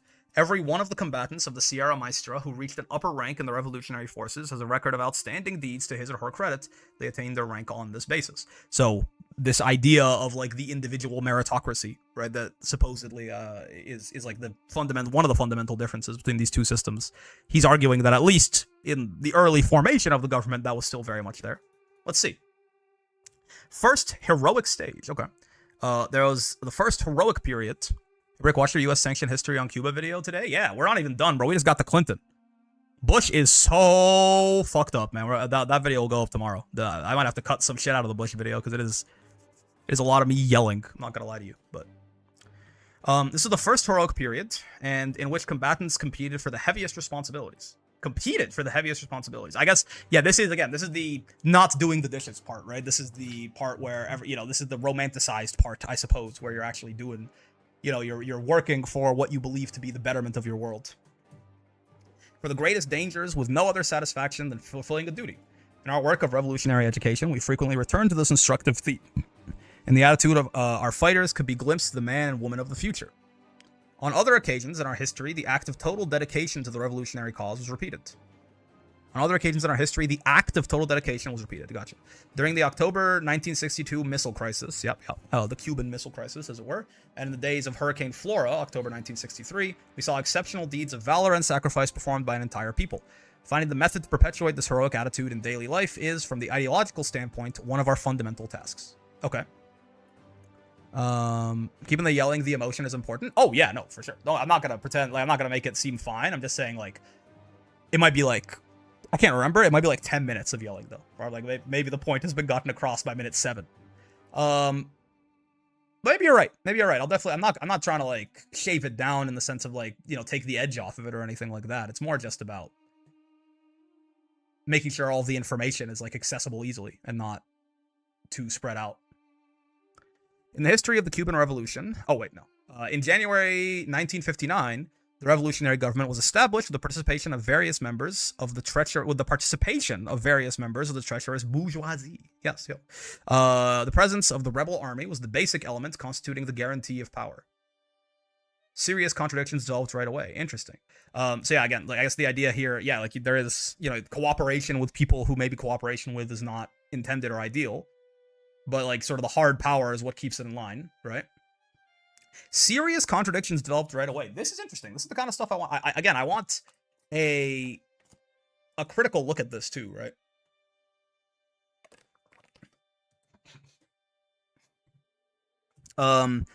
In the first instance, in February 1959, these were resolved when Fidel Castro assumed leadership of the government. I wonder what this first instance was, where the contradictions happened. Taking the post of prime minister. This process culminated in July of the same year with the resignation under mass pressure of President Urrutia. Is this one of these members of the bourgeoisie? So I guess so from just vague context clues, but I should definitely look into this more, is the idea that this Urrutia fellow was one of the members of the treacherous bourgeoisie and there were contradictions and that this revolutionary government was having him be president, and then it was resolved by just taking the power from him, I suppose. In the history of the Cuban Revolution, there now appeared a character, well-defined in its features, which would systematically reappear. The mass. The peoples, as it were. This multifaceted being is not, as is claimed, the sum of elements of the same type, reduced, moreover, to that same type by the ruling system, which acts like a flock of sheep. It is true that it follows its leaders, basically Fidel Castro, without hesitation. But I do wonder to what extent this is true. I'm not even necessarily calling this out as like being a lie or anything like that. But there is always a part of me that is like, I do wonder how the Cuban government has not been overthrown yet.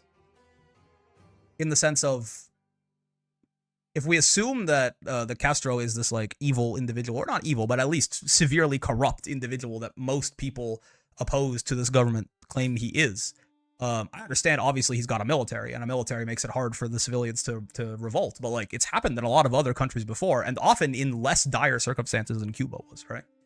So the two sort of routes that I can see without having, again, this is why I want to do the reading, like my two guess, either Castro is just so insanely like evil and iron fist that he has managed to hold on to this power for 60 years throughout the blockade, or people kind of like him well enough that even through tough times they still want him and his people in power. It could be either or.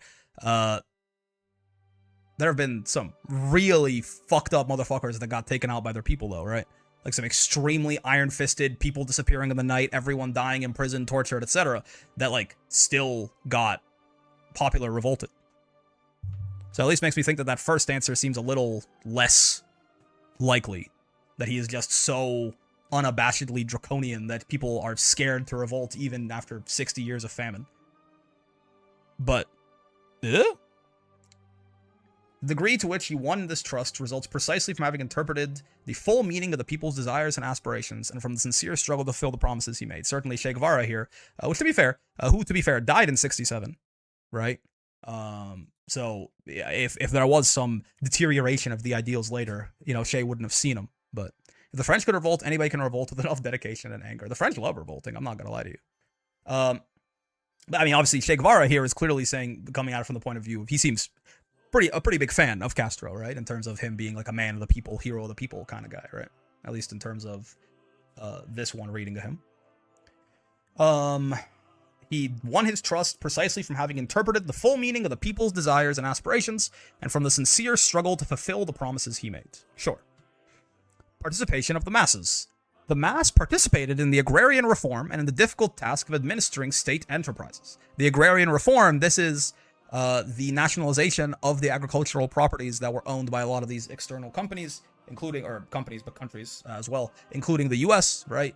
The end of the latifundia system, right? The distribution of the lands to more people, etc., etc. As far as I'm aware. So the mass participated in this agrarian reform and in the difficult task of administering state enterprises. It went through the heroic experience of the Bay of Pigs. It's embarrassing that I don't fully understand what this is either. I know it was an attempted invasion of Cuba by the US, but I don't really know any details about it. It was hardened in the battles against the various group of bandits armed by the CIA.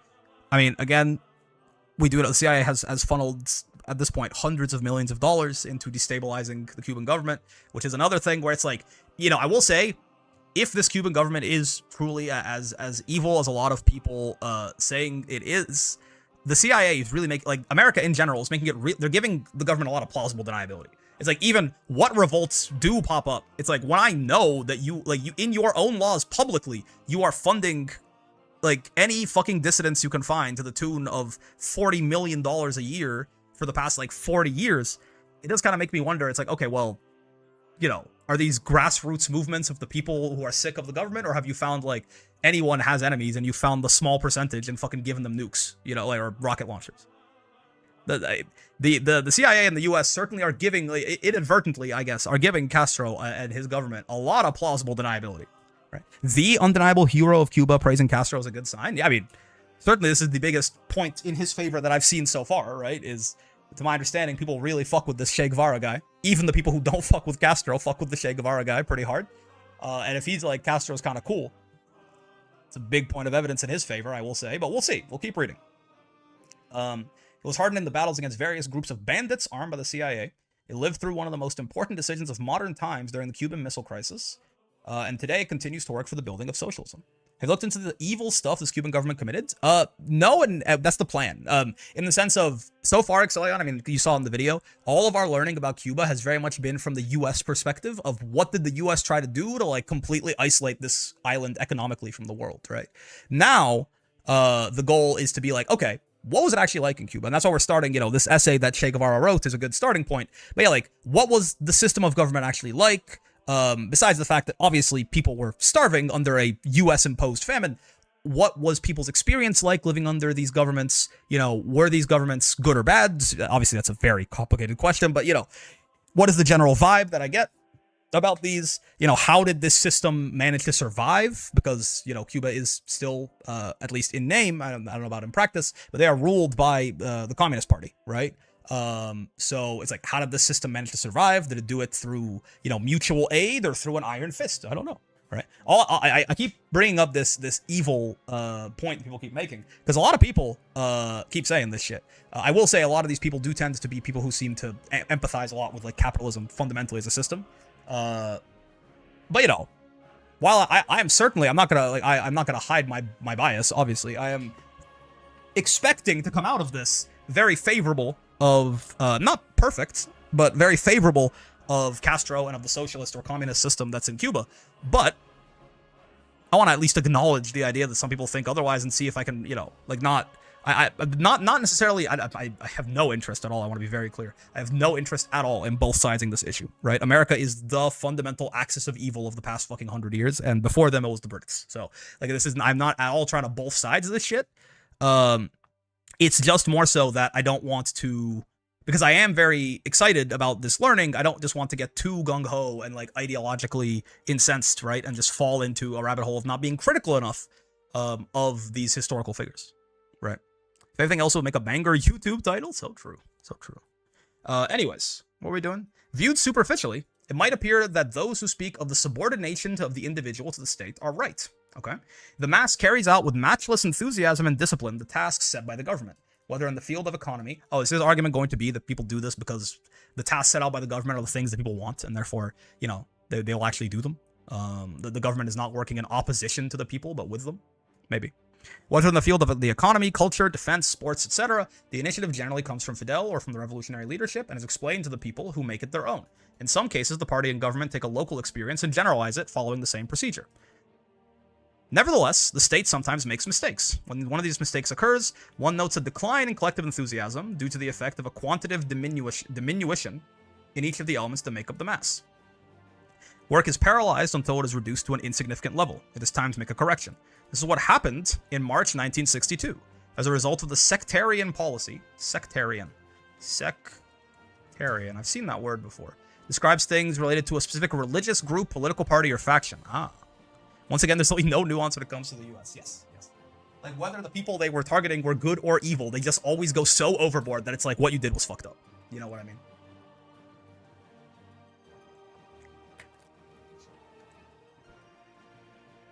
Like, it's actually, like, they leave themselves, again, like, they leave themselves no room for fucking defense, really. This is what I was talking to that monk fellow earlier, right? It's like, and also the other one, the other one was kind of, but yeah, it's like, even if Castro was fucking Hitler, why are we starving the people to get to him? You know what I mean? Like, say he was the worst leader in human history. How is starving all of the Cubans the best way to get him out of office? It seems like, it sure makes it seem like there's something else going on here, right? No discussion when it comes to America? Yeah. Let's see. This is what happened in March 1962 as the result of a sectarian policy imposed on the party by Aníbal Escalante. Okay. Clearly, this mechanism is not enough to ensure a succession of sensible measures. A more structured connection with the mass is needed, and we must improve it in the course of the coming years. But as far as initiatives originating in the upper strata of the government are concerned, we are currently utilizing the almost intuitive method of sounding out general reactions to the great problems we confront. Yeah. In this, Fidel is a master. His own special way of fusing himself with the people can be appreciated only by seeing him in action. At the great public mass meetings, one can observe something like the dialogue of two tuning forks whose vibrations interact, producing new sounds. Got a very, he got away with words, I will say. Fidel and the mass begin to vibrate together. Fidel and the mass begin to vibrate together in a dialogue of growing intensity until they reach the climax and an abrupt conclusion crowned by our cry of struggle and victory. The difficult thing to understand for someone not living through the experience of the revolution is this closely dialectical unity between the individual and the mass. Dialectical. I've also seen this word a lot, but I couldn't tell you the definition of it off the top of my head. Finding the truth by looking at two opposing ideas and blending them together. I see. So the two of them discussing to reach something. The this close dialectical unity between the individual and the mass, in which both are interrelated, and at the same time, in which the mass, as an aggregate of individuals, interacts with its leaders.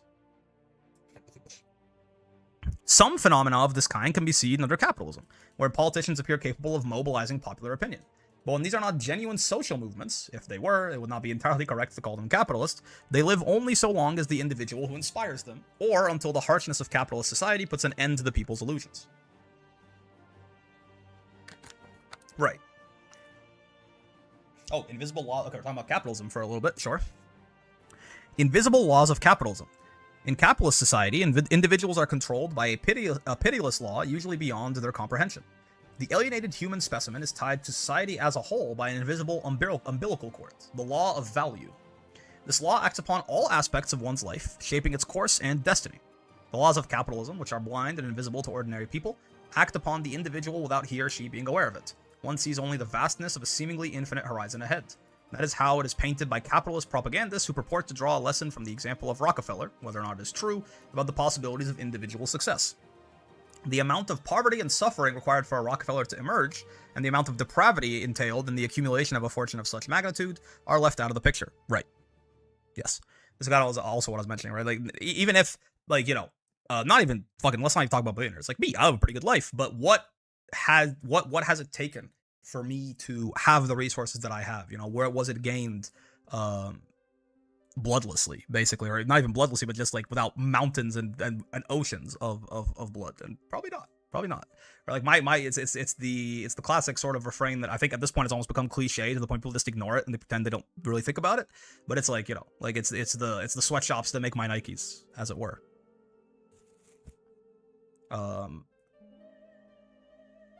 Sure, it's always possible for the popular forces to expose this clearly. A discussion of how the workers in the imperialist countries gradually lose the spirit of working class internationalism. What? A discussion? Okay, hold on. I need to start the sentence from the beginning, I think. The amount of poverty and suffering required for a Rockefeller to emerge, and the amount of depravity entailed in the accumulation of a fortune of such magnitude, are left out of the picture. And it is not always possible for popular forces to expose this clearly. A discussion of how the workers in the imperialist countries gradually lose the spirit of working class internationalism due to a certain degree of complicity in the exploitation of the dependent countries, and how this at the same time weakens the combativity of the masses in the imperialist countries, would be appropriate here, but that is a theme that goes beyond the scope of these notes. Right. Again, obviously, you know, very, very verbosely, but again, similar sort of thing that I was like, even as a member of the working class, I definitely don't feel very, and from my end, it's easy too, right? I definitely don't feel very united. They're like, oh, I'm working class, and, you know, this guy toiling away in a sweatshop, right? That's, you know, sometimes the good ending. This guy who's, like, got killed so his land could be taken, right? We're both members of the working class. He just like me, for real, for real. It's like, it's hard for me to see that. I imagine it's even harder for, you know, the person on the other side, on the business end of the exploitation, to see that too, right? There's a bit of an isolation there. In any case, the road to success is portrayed as beset with perils. Perils that, it would seem, an individual with the proper qualities can overcome to attain the goal. The reward is seen in the distance. The way is lonely. Furthermore, it is a contest among wolves. Only one can win, only, at the cost of the failure of others. Right. The individual and socialism. I would now like to try to define the individual, the actor in the strange and moving drama of the building of socialism, in a dual existence, as a unique being and as a member of society. I think the place to start is to recognize the individual's quality of incompleteness, of being an unfinished product. The vestiges of the past are brought into the present in one's consciousness, and a continual labor is necessary to eradicate them. The process is two-sided. On the one hand, society acts through direct and indirect education. Okay. Hold on. The vestiges of the past are brought into the present in one's consciousness, and a continual labor is necessary to eradicate them. Sure. I mean, I guess, at least immediately, like, the things that I could relate to this is, you know, like, any sort of, like, racist or misogynistic or things like this, tendencies, homophobic, that you might have. I'm not sure if that's what he's referring to, but yeah, things like systemic conditioning could at least fall into this. A continual labor is necessary to eradicate them. The process is two-sided. On the one hand, society acts through direct and indirect education. On the other, the individual submits to a conscious process of self-education. That's what I'm doing. The new society in formation has to compete fiercely with the past. The verbose talk got me paying attention. Yeah, you do have to like, you know, these people are too educated for me. I gotta like really focus in on this so I can understand what he's saying. The new society in formation has to fiercely compete with the past. This past makes itself felt not only in one's consciousness, in which the residue of an education systematically oriented towards isolating the individual still weighs heavily. Okay, yeah, so he is talking about systemic educations, but in this case, I guess more so on the capitalist, like, side of things, not going too much into the intersectionality of it, perhaps, or maybe.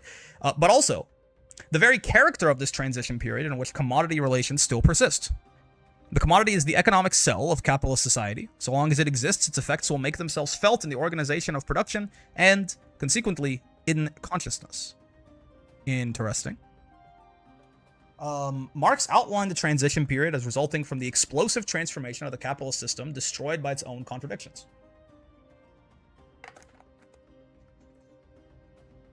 In historical reality, however, we have seen that some countries that were weak limbs on the tree of imperialism were torn off first, a phenomenon foreseen by Lenin.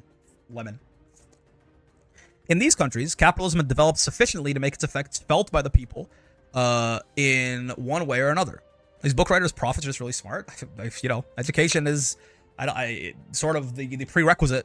Not even necessarily like school education, but just like lots of thought, I guess, is usually the prerequisite for these people to have come to the conclusion that a revolution is necessary, right? So I think it's just, yeah, it's a lot of reading and education, and that helps your vocabulary. It tends to anyway. All right, hold up. Weak limbs on the tree of imperialism were torn off first, a phenomenon foreseen by Lenin. In these countries, capitalism had developed sufficiently to make its effects felt by the people in one way or another. But it was not capitalism's internal contradictions that, having exhausted all possibilities, caused the system to explode. The struggle for liberation from a foreign oppressor, the misery caused by external events such as war, whose consequences privileged classes place on the backs of the exploited, liberation movements aimed at overthrowing neo-colonial regimes, these are the usual factors in unleashing this kind of explosion. Right. I guess this, like, idealized version that Marx is talking about probably only happens in, like, the, like, privileged capitalist countries. Like, this is, you know, theoretically, like, what he's talking about, if it were to be accurate, will be what happens in, like, the US. Probably not in, like, a capitalist country that is, you know, in a way, like, its own victim of American imperialism, right? These are the usual factors in unleashing this kind of explosion. Conscious action does the rest. A complete education for social labor has not yet taken place in these countries, and wealth is far from being within the reach of the masses through the simple process of appropriation. You can't just take the money. Underdevelopment, on the one hand, and the usual flight of capital, on the other, make a rapid transition without sacrifices impossible. Yeah, the guys run away in any country where revolution happens, right? There remains a long way to go in constructing the economic base, and the temptation is very great to follow the beaten track of material interest as the lever with which to accelerate development. Okay. In countries where revolution kind of, some kind of revolution happened as a result of just extreme pressures caused by something other than, at least directly, capitalism eating itself, I guess. Because they often happened as like a survival measure and not as like this sort of planned out thing, it gets messy usually. And it's not like it probably end up being, I guess these are what, you know, the difference between a political revolution and a social revolution, where a political revolution just deposes the guy in power and puts a different person in power, whereas a social revolution like sort of upheaves the whole system, right? Gotta go to bed, see you later, see you, Apollo. So I guess in these countries, they don't tend to, as it were, accomplish a complete revolution, I suppose. I think is the idea there. And oftentimes they just fall back into the same, you know, capitalism, but with a different hat on. Right? The temptation is very great to follow the beaten track of material interest, the lever with which to accelerate development. Sure. There is a danger that the forest will not be seen for the trees. The pipe dream that socialism can be achieved with the help of the dull instruments left to us by capitalism, the commodity as the economic cell, profitability, individual material interest as a lever, etc., can lead into a blind alley. When you wind up there after having traveled a long distance with many crossroads, it is hard to figure out just where you took the wrong turn. Meanwhile, the economic foundation that has been laid has done its work of undermining the development of consciousness. To build communism, it is necessary, simultaneous with the new foundations, to build the new man and woman. What does this mean? New consciousness. That is why it is very important to choose the right instrument for mobilizing the masses. Basically, this instrument must be moral in character, without neglecting, however, a correct use of the material incentive. Social consciousness? Yeah. Like class consciousness, social consciousness, I suppose, right? But I wonder what the new man and woman are, because that is an interesting... I keep seeing that pop up.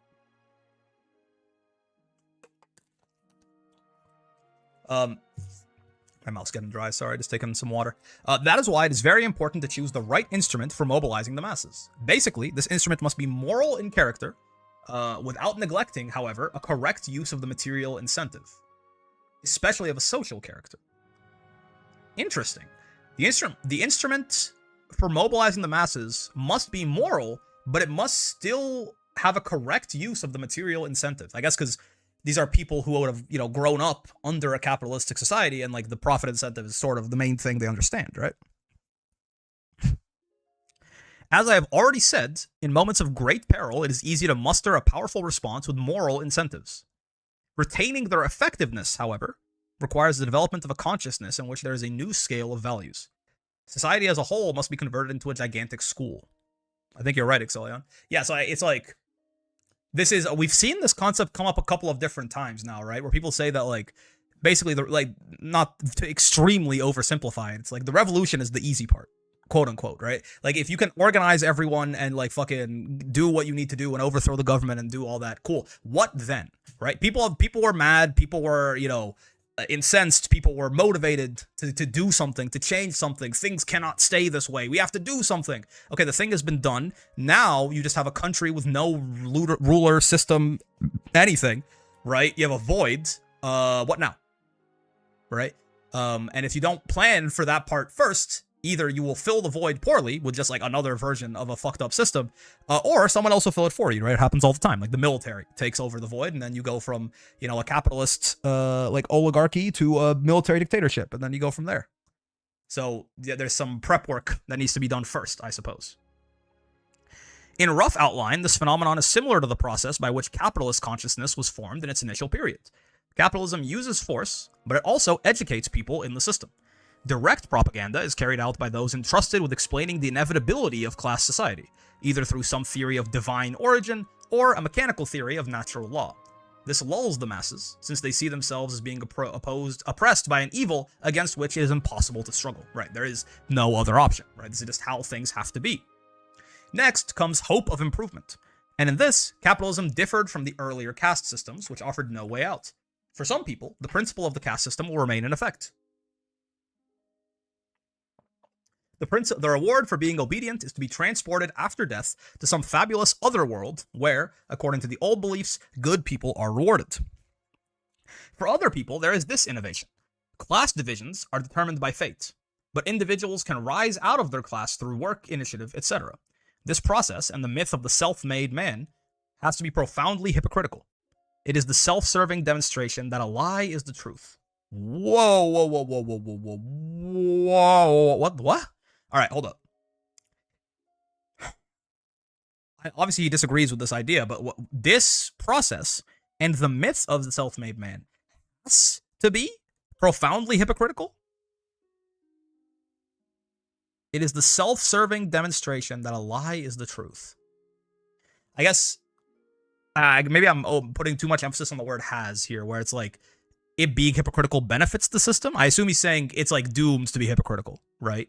Because it's on one hand saying that your class division is fate, but on the other hand saying, no, but you probably could do something about it if you tried hard enough, type shit, right? And then don't think about what that means for how class divisions ended up being fate in the first place if every individual was always in charge of their own destiny. Right. The lie of being able to become successful through hard work alone. Yeah. The part that's confusing me is him saying it has to be hypocritical. It is the self-serving demonstration that a lie is the truth. That sentence is very flowery, right? And personally, I'm a hard worker. I haven't seen a reward from it. Oh, yeah. No. I'm not even... it's not my point of saying I'm confused as to why he thinks the meritocracy is a lie.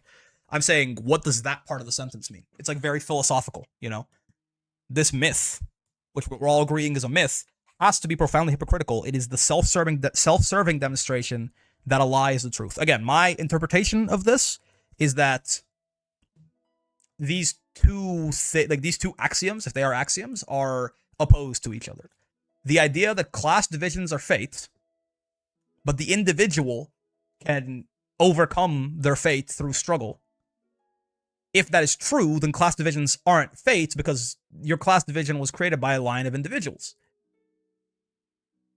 So, I guess everyone, if you were born into a low class, I suppose everyone in your bloodline had to either be terribly unlucky or like lazy or bad. But that does also, yeah, like those two sentences, I assume he means, are somewhat antithetical to each other. But yes, the main point probably is that, yeah, like this whole meritocracy idea probably is not very true. In our case, maybe the lie is that everyone can work hard to get out when it's not impossible, or when it's not possible. Yeah. In our case, direct education acquires a much greater importance. The explanation is convincing because it is true. No subterfuge is needed. So all you have to do is get the message out, is what he's saying. He's like, capitalism has to do all this weird, hypocritical, circular reasoning thing to trick people into believing that there was no way for them to, yes, they're oppressed, but like, what else could they do? Whereas his stance is that, for a socialist state, you just tell them the truth. All you have to do is get the truth to them, which is why education is so important. Sure. It is carried on by the state's educational apparatus as a function of general, technical, and ideological education through stating this is the truth is a bit. I mean, he very clearly, strongly believes in this. I suppose he wouldn't have basically, waged revolution for this ideology if he didn't believe in it very strongly, right? I don't know that I'm going to say that, that means he's wrong or anything, but certainly he is very committed to this idea. Truth can change. Sure. Our understanding of the truth. Also true. I guess, yeah, truth, if there is some idea as like universal fundamental truth, then I guess that can't change by definition, probably. But yeah, our understanding of the truth can change. I guess, yeah, I mean, as far as Che Guevara is concerned, this is the truth. In the generous reading of this certainly is that the point is not to say that, like, the point is that this system is not going to rely on tricking you into accepting it.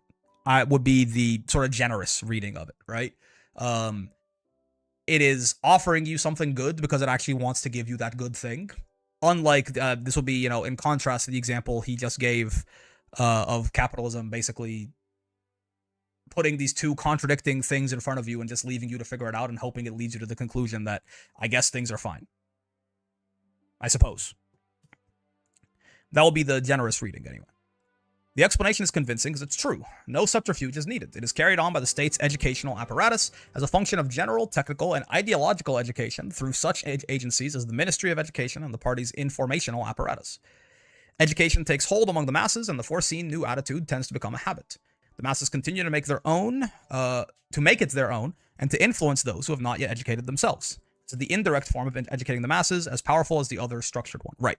If people believe in an idea, they will spread that idea to others. Sure. It's like the virality of an idea, right?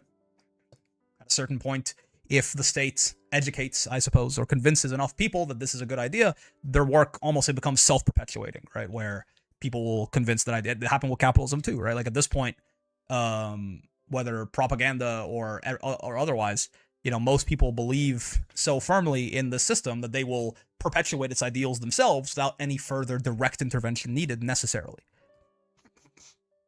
And just do your research, bro. Yeah.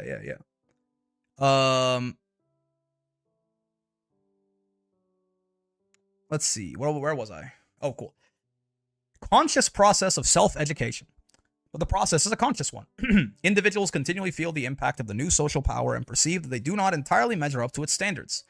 Under the pressure of indirect education, they try to adjust themselves to a situation that they feel is right and that their own lack of development have prevented them from reaching previously.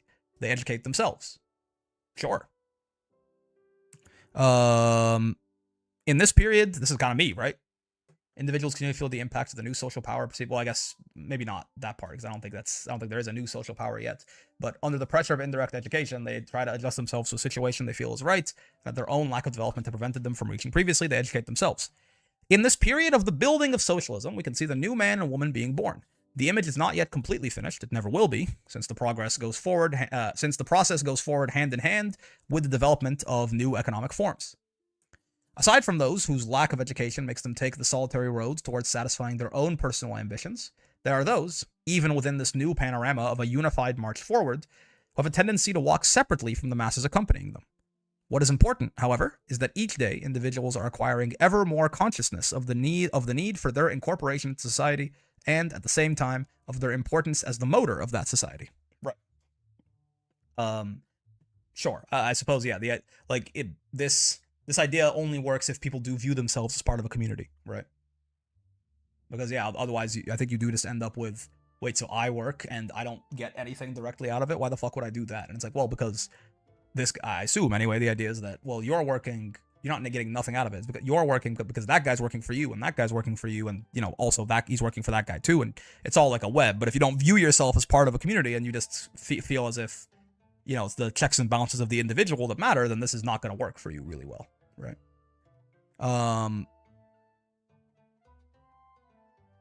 They no longer travel completely alone over lost roads towards distant aspirations.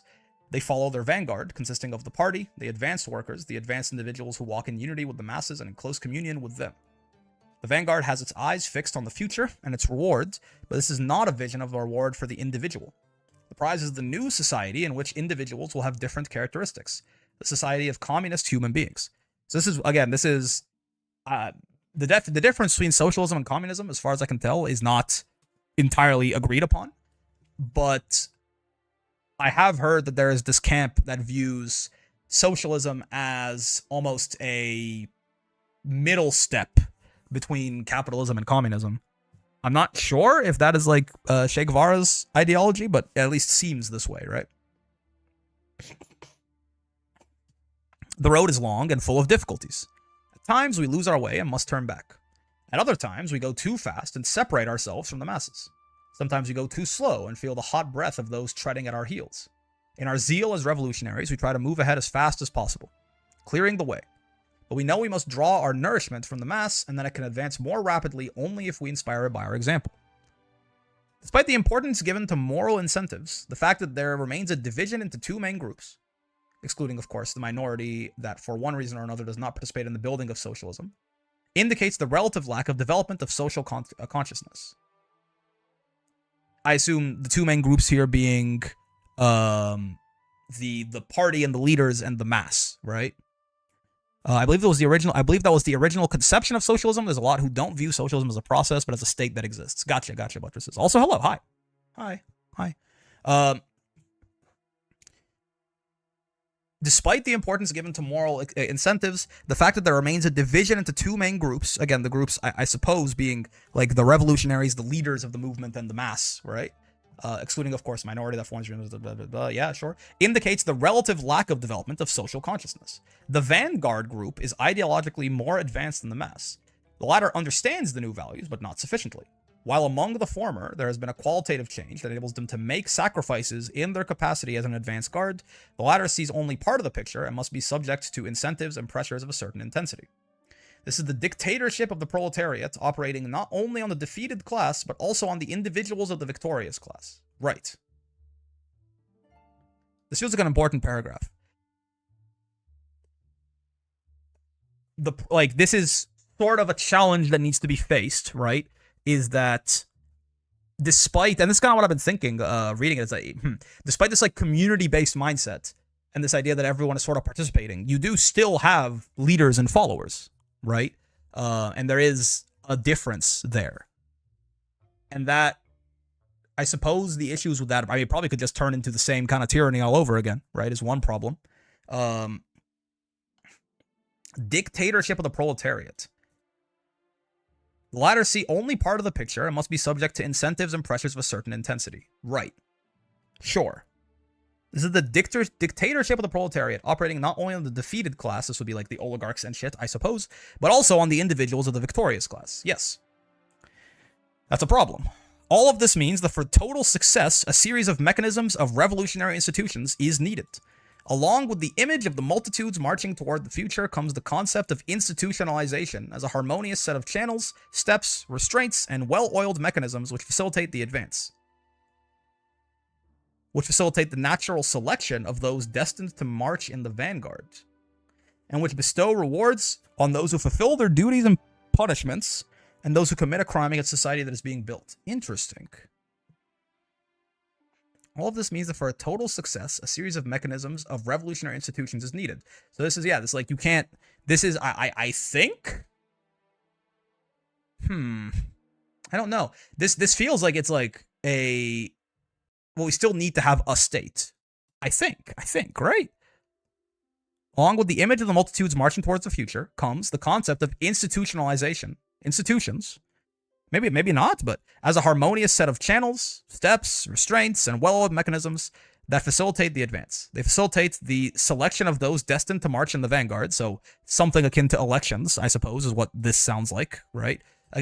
Elections, or again, like processes through which to pick a leader, and which bestow rewards on those who fulfill their duties and punishments on those who commit a crime against society that is being built. Rewards like restraints like police, rewards like money. Yeah, right? Like, this is definitely, like, this is still a, this sounds like there still needs to be a state of some kind, right? I think, anyway. Of course, I suppose your restraints don't have to be like police and your rewards don't have to be like money.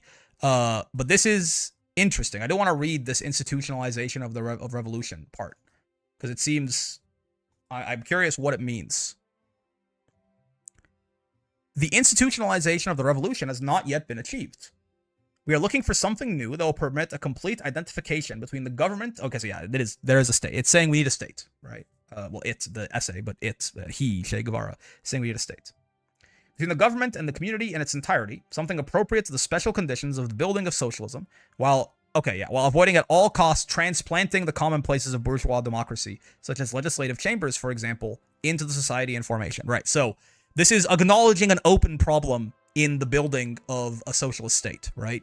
We need a state, but exactly, Exelion, like, I think this is acknowledging we need a state. We need some way to incentivize people to, work for the good of society. We need some way to, disincentivize people committing crimes and things like this against society, but we don't want to just end up with our restraints being police and our rewards being money, right? This, at least, in 1965, right here, this sort of does just, it seems like, yeah, this is an open problem. We're working on this, right?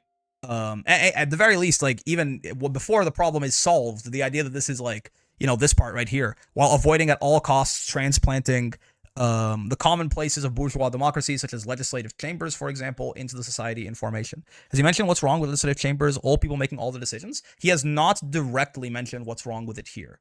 I don't know. I don't know exactly what the gripe with legislative chambers is. I would assume, because legislative chambers means like Congress and shit, right? So I would assume the issue here is probably some separation between the people and, like, too much separation between the people and the government. Because my guess is that when he said, like, legislative chambers in particular, right, is the idea that the people are not part of the decision-making process by and large, like in the sense of, like, when, if a law needs to get passed or something like that, you elect a representative, sure, but then, like, it's sort of out of your hands what gets done about that. It's just, what your Congress wants or what your Senate wants or whatever, right? But I don't know. I couldn't tell you what exactly Che Guevara's problem is with it. I would need to do more reading, right? But the point being, at least, that they are aware of the fact that they don't want to just recreate the same system. It's just a matter of finding, like, a solution that works really well all the time. Representatives today definitely feel too far removed from society. Yeah, that'll be my guess, just based on, I was like, what could be the problem with, like, a legislative branch of the government, right? That will be my guess, primarily, is that it just means that the people end up far too alienated from the policy decisions that determine their life, right? Like, the classic example being, like, the unrepresentative representative, right? Like, women who have to watch, like, a man that is elected as their representative take away their, like, abortion rights or something like that, right? Like, the women probably didn't want that, but what they want almost kind of doesn't really matter anymore, because now the representative is there, and it's up to what once the representative is elected, it's up to what they want, right? So I would assume that's the issue, but I couldn't tell you what Che Guevara is thinking. Looking at Cuba, I assume the issue is people have ulterior motives controlling massive swaths of the country's Resources and power. Yeah, yeah, yep. Like I don't know if the goal here is fucking Greek democracy. I assume not, but regardless, I think it is like the idea that it's like, well, we don't know. This guy here, what's good? What's going on, Rob? Reading Socialism and Man in Cuba, an essay by Che Guevara. I would guess that again, I think it is at least heartening to like there's this acknowledgement that it's like, okay, well, there is this problem. We're working on it, but there is a problem, right? Again, it feels less like I know what you were talking about earlier, XI, when he was like, this is the truth. And it's like, that's kind of weird. But like this seems less like demagogue-y, I suppose, right? In the sense that it's like, well, we are working on this. And at least if the goals is to make sure we don't repeat the evils of the system, even if we don't land on something perfect, like maybe we can at least get something, and over time, we continue. I mean, he sort of implied earlier that it's a constant process. You know, the development of new economic forms goes hand in hand with development of the new man and woman, right? Regardless, here are the aforementioned dishes. This is even more than the dishes, really. This is like the really like, because the dishes is like getting into community, you know, breakfast programs, mutual aid, making friends, like, you know, spreading ideas, doing all, it's all the stuff that happens. Maybe this is also dishes technically, because this would also have to happen before the revolution, right? But this is more so, it's like, okay, we won. What now? How do we not just make the same shitty system again in a different coat of paint, right? This is like, it is dishes, I suppose, yes. This is also in some ways dishes. These dishes are just really big and fucking, I suppose this is more than grunt work, no shade. Yeah. See, I feel like even, in that sentence probably is, this is sort of the issue, right? Like, I know you didn't mean anything by it, but I think this is the exact issue that he is pointing out, is not the view of the idea that there is grunt work, but the idea that you are sort of right in the idea that there is this separation, right? He talks about it here. Despite the importance given to moral incentives, the fact that there remains a division into two main groups indicates the relative lack of development of social consciousness. Like the fact that there is still this idea that there are, you know, people who do the dishes and people who do the thinking, right? People who like do get in community and do all their stuff and are very instrumental and all of that, but you know, there's the people who like make the governing decisions. That is like sort of an inherent problem. You know what I mean? And it's like a problem they are still trying to figure out. And I doubt that the answer is that, well, maybe, I guess at some point, like for some people, I feel like voting should be mandatory for everyone.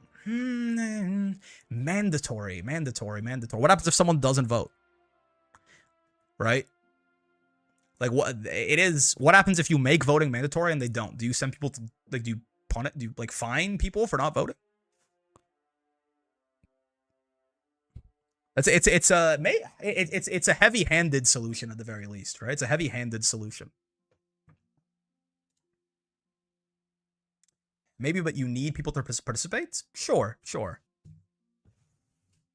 I'm not saying, oh, you're a fool. It's just a difficult problem. Like, it's a difficult problem, and it's like, I don't like that solution, but I also don't have a perfect one. It's like, okay, well, we want people to vote. And it's like, okay, well, but we don't want to, like, totalitarianism them into voting. So what do we do? And it's like, well, right. It's like a piracy situation, right? Like it's a service issue. That is true. Like I think you could probably get a lot of the way forward through education and making voting as easy as possible. That is true, right? And educating people about the importance of it, right? I don't think voting should be mandatory because however effective it may be, some people don't vote to try and send a message about the choices they're given. Right, I don't think that should be mandatory either. But I do acknowledge that it's a difficult problem to solve where we want as many people to vote as possible. Right, but we don't. But yeah, I feel like you probably can get a long way of the way through with this, you know, education that he's referring to, and also, yeah, just removing hurdles, right? Anyways, yeah, some experiments aimed at the gradual institutionalization of the revolution. People don't want to vote because they believe it doesn't matter or doesn't change anything. That is true. There is a lack of hope for sure, right? I don't know if I can be so global, so confident. I think a lot of people don't vote because of that. I think, yeah, like some people might not vote because they're just like, yeah, like they just don't have any, they don't care. They're checked out of the system, right? I think some people maybe don't vote because they're checked out for a different reason. Like, it's a matter of they just don't realize, you know, how important it is. I think some people might not vote because it is genuinely difficult for them, right? Some people don't vote because they don't get the day off work to vote and they work 2 jobs. I think that's a reality, right? I think some people can't afford to take the time to vote because they are, you know, they're living paycheck to paycheck. Some people have been gerrymandered out of their votes counting. Some people are right that their vote doesn't matter because they've been gerrymandered out of it, and those people are usually minorities, right? Like, there are barriers that exist above and beyond that, right? So there are barriers there, but you're not wrong, Exelion, though, certainly. But I think even though it would be easiest to just force people to do it and have a punishment for not doing it, I think that probably, if that might be the most effective, but if we can get 90% of the effectiveness of a measure like that with less of the brutality, you know, I think that's probably better, even though we might not get as many people voting as if it was mandatory. If we can get 80% or 90% of the effectiveness with, you know, a lot less of the brutality through just trying to do it through, again, like removing these kind of barriers, removing like a lot of these barriers that are purposefully in place, yeah, right? And then also just education about the importance of your part in society, which is, to be fair, kind of what this person is talking about, right? What Guevara is talking about is a lot of it, you have to make the individual realize how important they are to the community, right? And then the idea is hopefully they will then operate based off of that on their own merits. Anyways, some experiments aimed at the gradual institutionalization of the revolution have been made, but without undue haste. The recent census fined you if you didn't do it, but we don't find people for something way more important like electing politicians. I'm just ranting. Oh, that's fair. I mean, I don't know if I think this... That is true. The census does fine you if you don't do it. That is true. I don't know if I think the census should fine you if you don't do it either. But yeah. It's because, I mean, they don't want everyone to vote, right? They want very particular kinds of people to vote, and they're the kinds of people that tend to do it already in droves. So they're kind of, you know...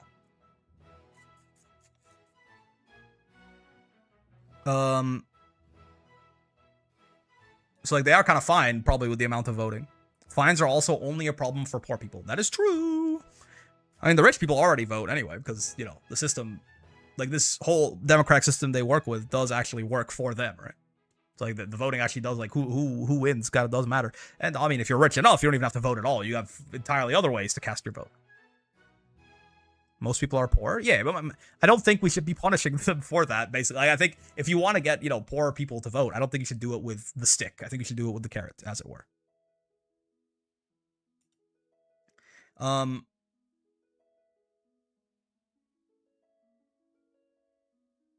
Anyways. If you vote, you get $10. Unironically, Exelion, I know that you're saying that as I think a joke, maybe not. That's a much better idea. Right? Immediately, that's a much better idea. Like, having some kind of incentive for voting would be way better than fining you if you don't. Right? If you vote, you get X or Y. Probably not, probably $10 is actually too little, right? But, like, that would be a lot more effective.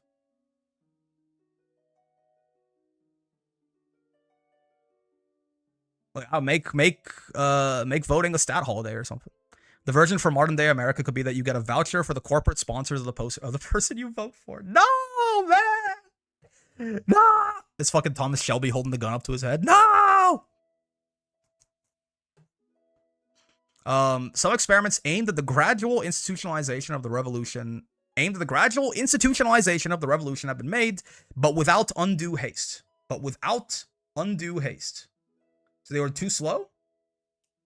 The greatest break has been our fear lest any appearance of formality might separate us from the masses and from the individual, which might make us lose sight of the ultimate and most important revolutionary aspiration, to see human beings liberated from their alienation. Right.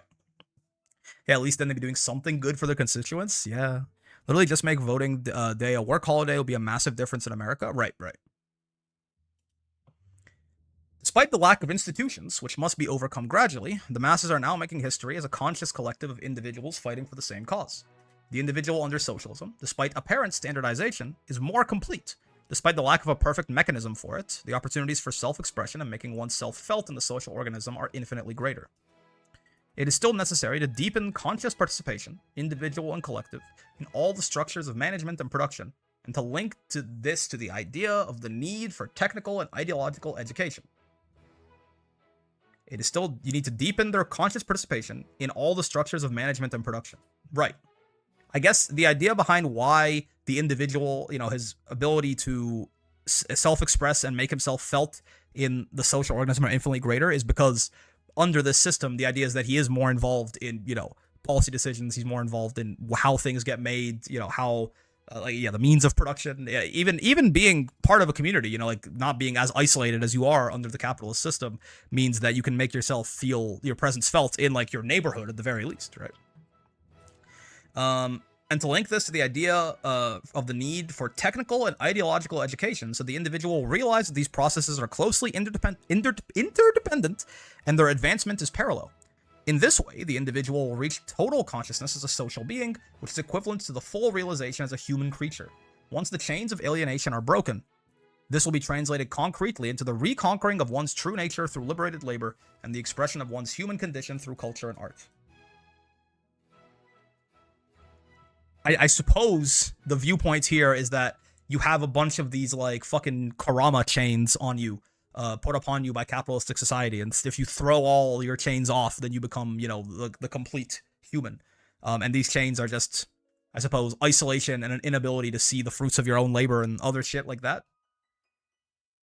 Sure. Because I don't think the idea, it certainly doesn't seem like the idea is that, nobody works.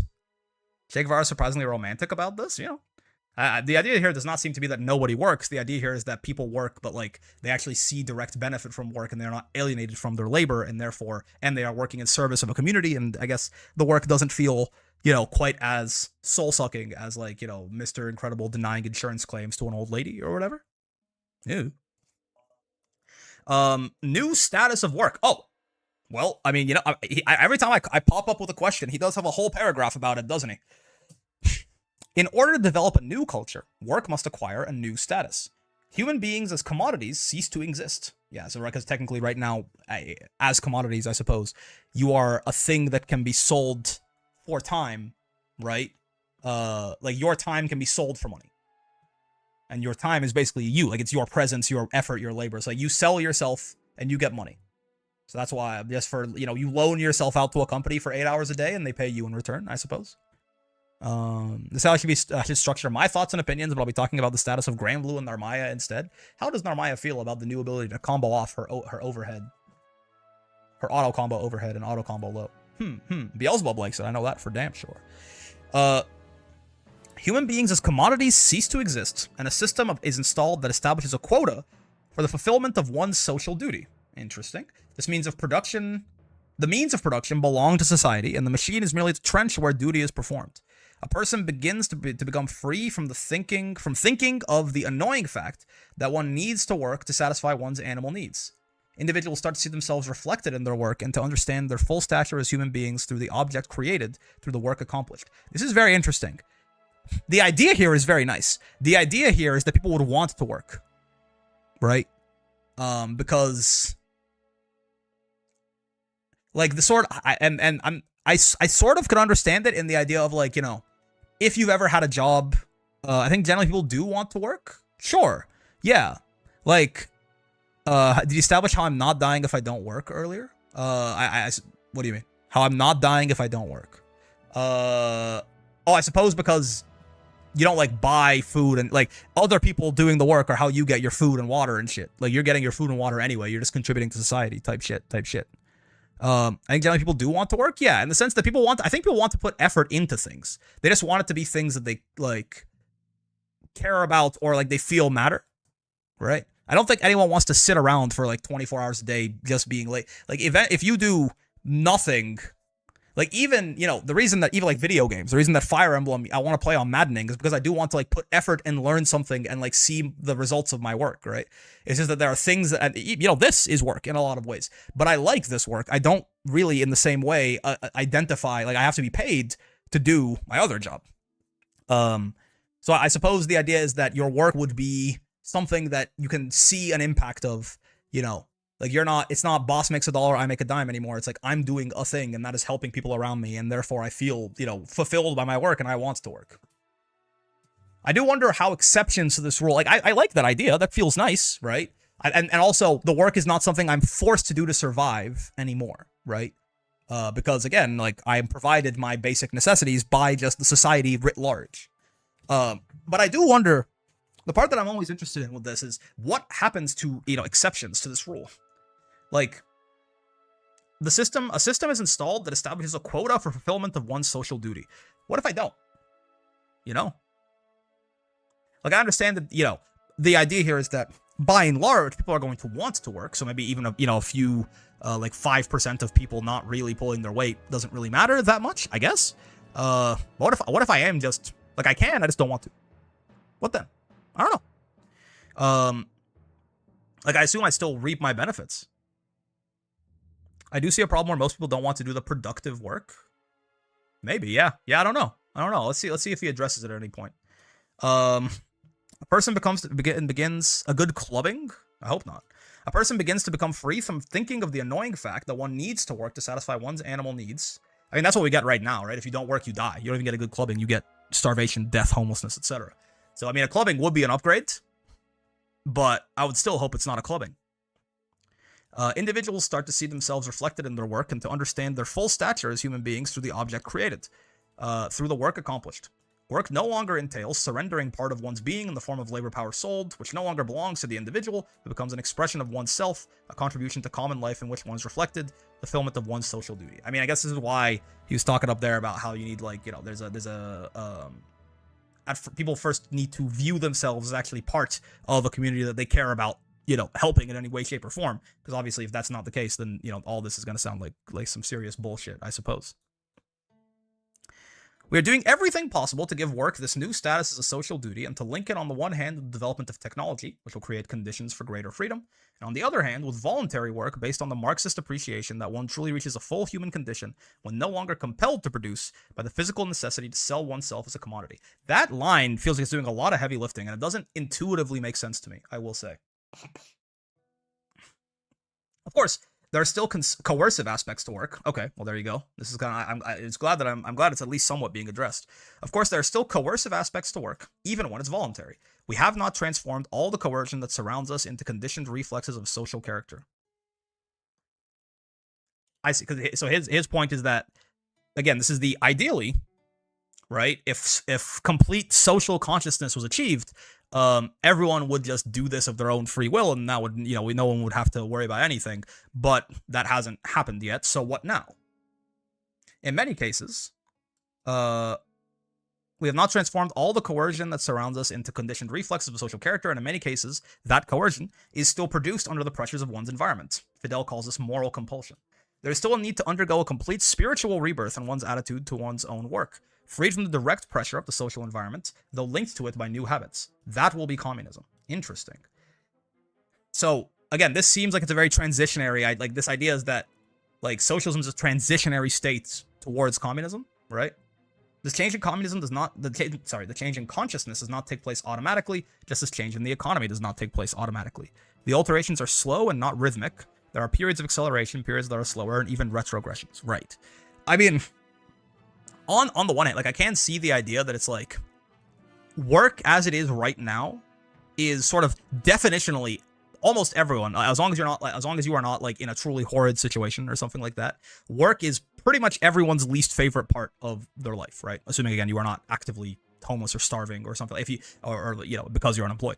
But if you are a regular, like, not regular, but like middle class, lower class, like working class type of person, probably the least favorite part of your day-to-day is like just the fact that you have to spend 40 hours a week doing something you don't want to do, which you have to get paid to do, right? So work is generally, maybe not, let me not get so extreme as say it's the least favorite part of everyone's day, because people can be in really bad situations, but it's a negative part of most people's day, right? Most people would not do their job for free. Almost nobody would do their job for free. They need to be paid to do it because they don't want to do it.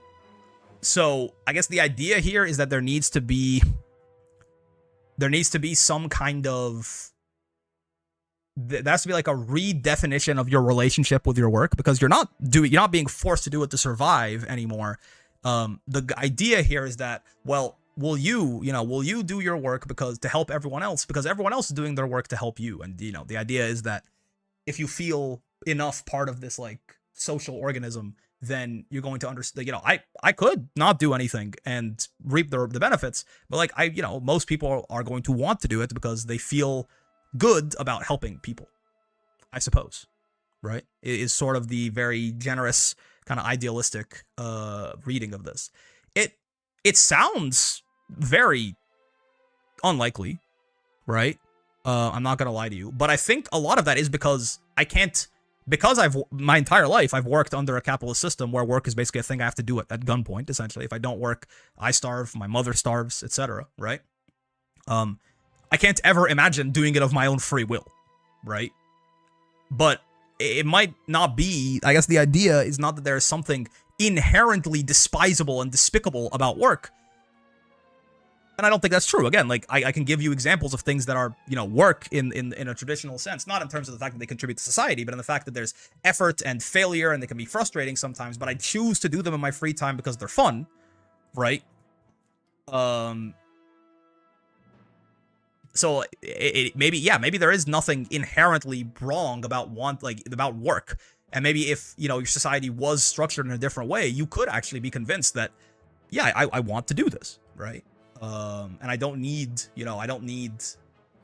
some like immense, like immediate, like individual gain from it, I suppose.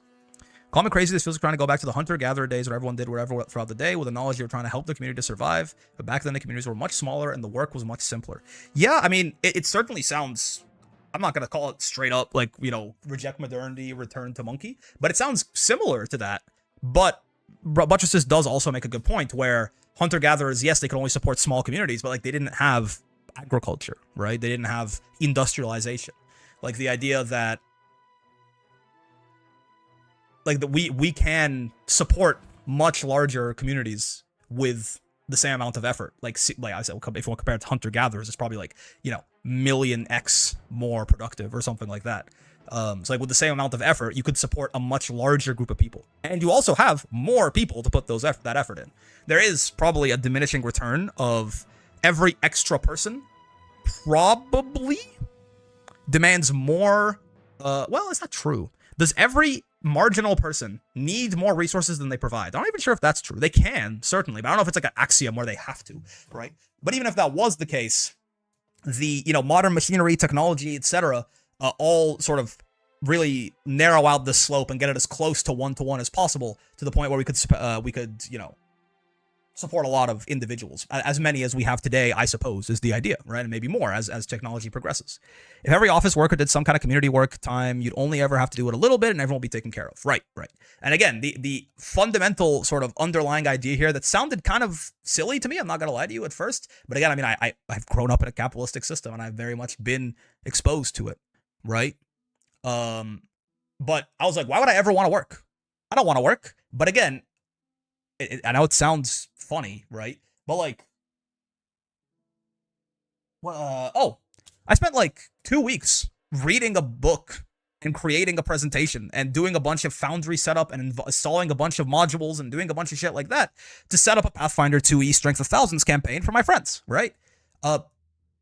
Obviously, I think most people would not call that work in the sense of like a traditional job, but like it was work. It was effort. Like there was, some amount of stress where I have to like, I have to get this ready. I haven't done this yet. I have to find a time to do this. I have to do whatever that. I did that of my own free will and I liked it, right? Because I like my friends. And in doing that work, I felt like I was providing something of value to my friends.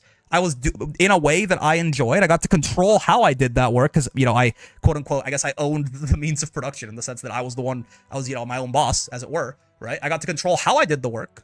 I was doing the work for a reason I believed in, for people that I cared about. And as a result, not only did nobody have to, tell me to do the work or coerce me to do the work, I volunteered to do it and I enjoyed it, right? So could you ever get me to have my like office job or whatever my equivalent is feel that way?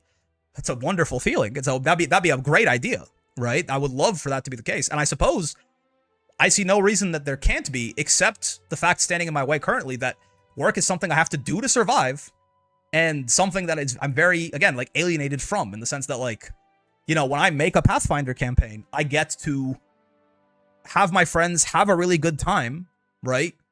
They have a good time and, like, they enjoy it, and I see that, and it makes me feel good, and that's, like, why I want to do it, on top of the fact that it also retroactively makes it fun for me while I'm doing it, right? Now, that it doesn't have to be as fun as that. If it was anywhere close to that, that could work. But it wouldn't require, again, it requires a just massive restructuring of what work is and what that means and my relationship to it, right?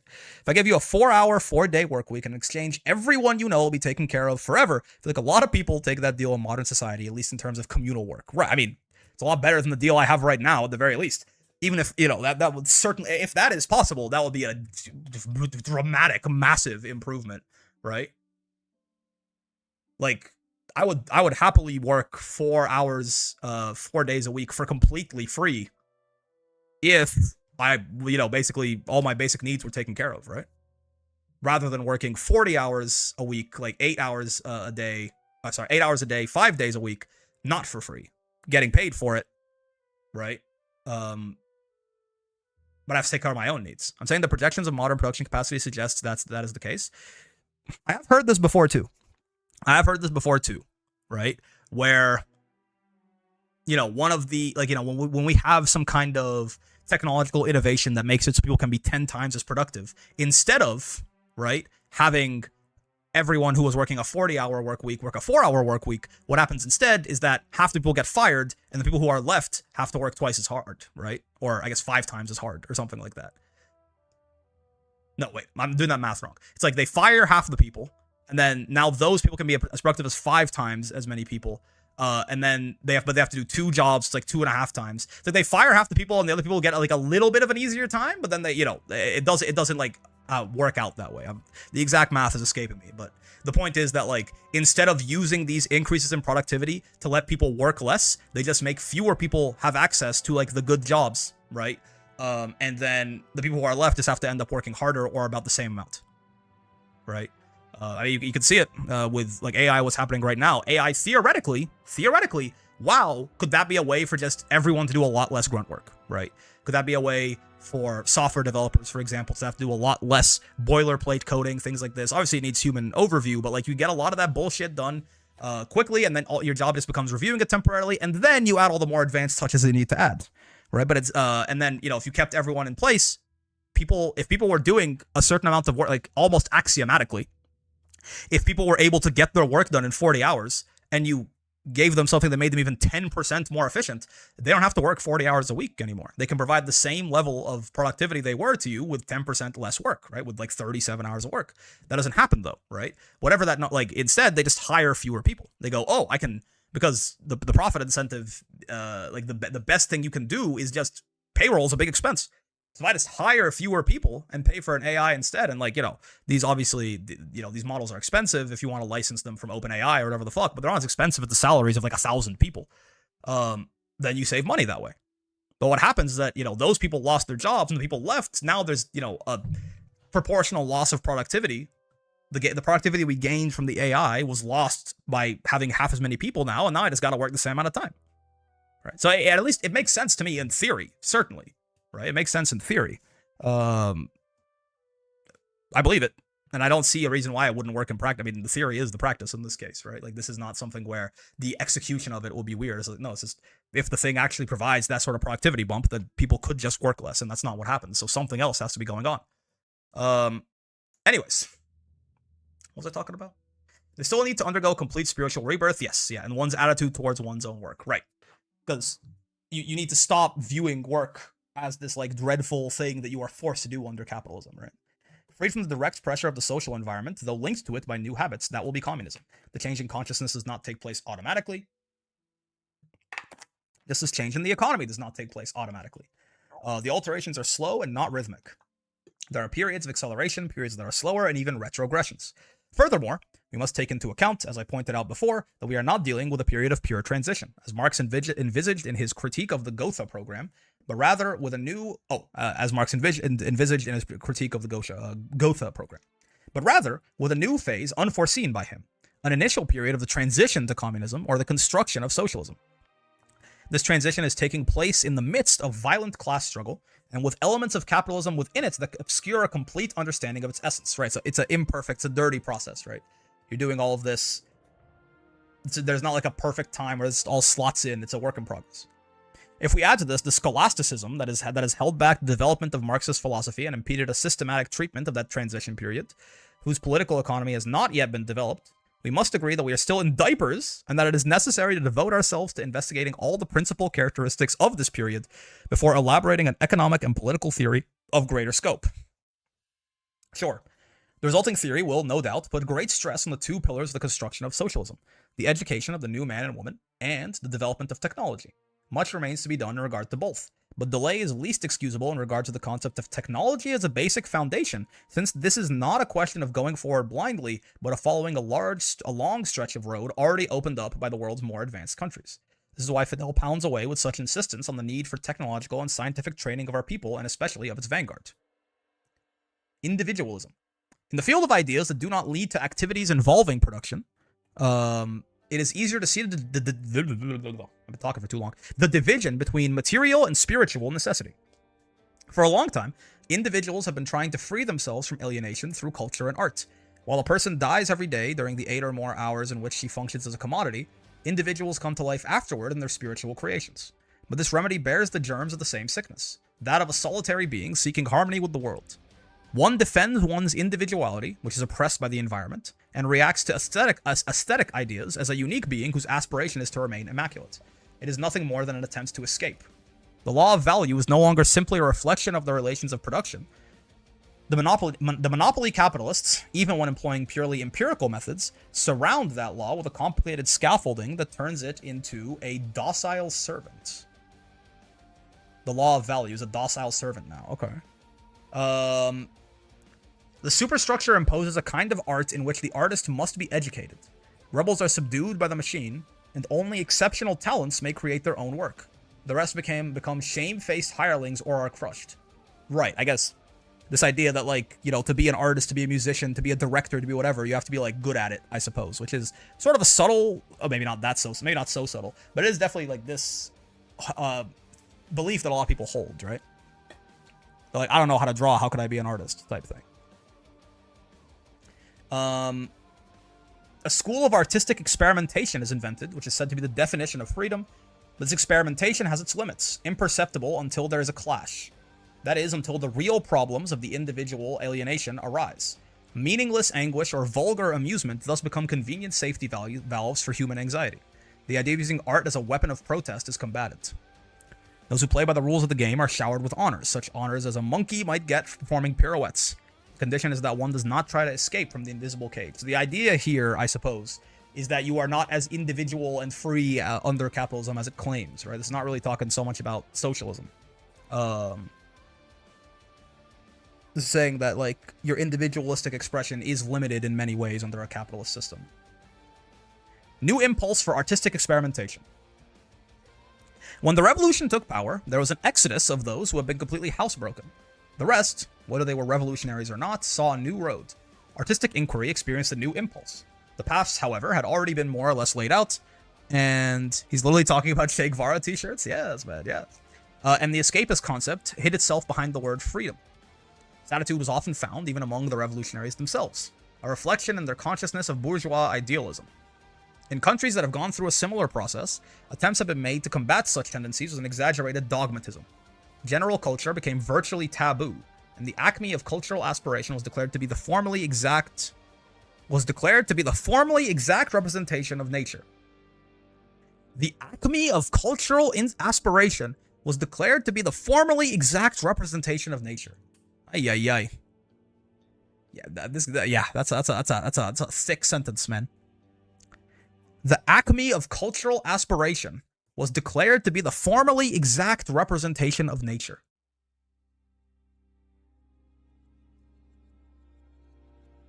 I don't think I understand that sentence. I'm not gonna lie to you. I just... Acme is the balm for healing? Yes. So are they saying that, like, general culture became In countries that have gone through a similar process, attempts have been made to combat such tendencies back to bourgeois idealism, with exaggerated dogmatism. General culture became virtually taboo, and the acme of cultural aspiration was declared to be the formally exact representation of nature. So, in actuality, this cultural aspiration, while it is just an escapist method, they say that it reflects who you really are, and it's a bad thing, and therefore you're a bad thing? Is that like the mistake that they made with this exaggerated dogmatism that he's referring to? Maybe? This was later transformed into a mechanical representation of the social reality they wanted to show. The ideal society, almost without conflicts or contradictions, they sought to create.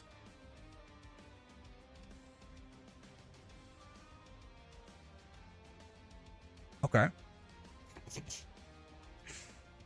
Socialism is young and has its mistakes. We revolutionaries often lack the knowledge and intellectual audacity needed to meet the task of developing the new man and woman with methods different from the conventional ones. Conventional methods suffer from the influences of the society that created them. Once again, the theme of the relationship between form and content is posed. Sure, man. This orientation is widespread, and the problems of material construction absorb us. There are no artists of great authority who also have great revolutionary authority. The members of the party must take this task in hand and seek the achievement of the main goal to educate the people. Main idea I get from this paragraph is that, for example, you can't just copy what other people have done in past revolutions one-to-one and go, well, it seemed to work pretty good for them, right? People within the old system can't lead the new system. Yeah, but even in acknowledging that the whole thing is a work in progress, and like, you know, right now, for example, Che Guevara, this guy's ancient history, right? This guy's this thing was written over 60 years ago, right? This was 61 years ago. This essay was written. So it's like, you can't just take a look at what this guy is saying and use his methods, because his methods are going to be a product of his time and his society, and they probably won't work for yours, at least not in their entirety, right? So it seems like it's an idea of you have to have the intelligence, the education, and the audacity to not just copy people wholesale. Take their ideals and apply them to your scenario and do something different and new. Learn where they failed, and also know where what they did doesn't apply to you because they're in a different country and a different time. Right? What is sought then is simplification. Something everyone can understand. Something functionaries understand. Functionaries. Functionaries. I spelled it wrong.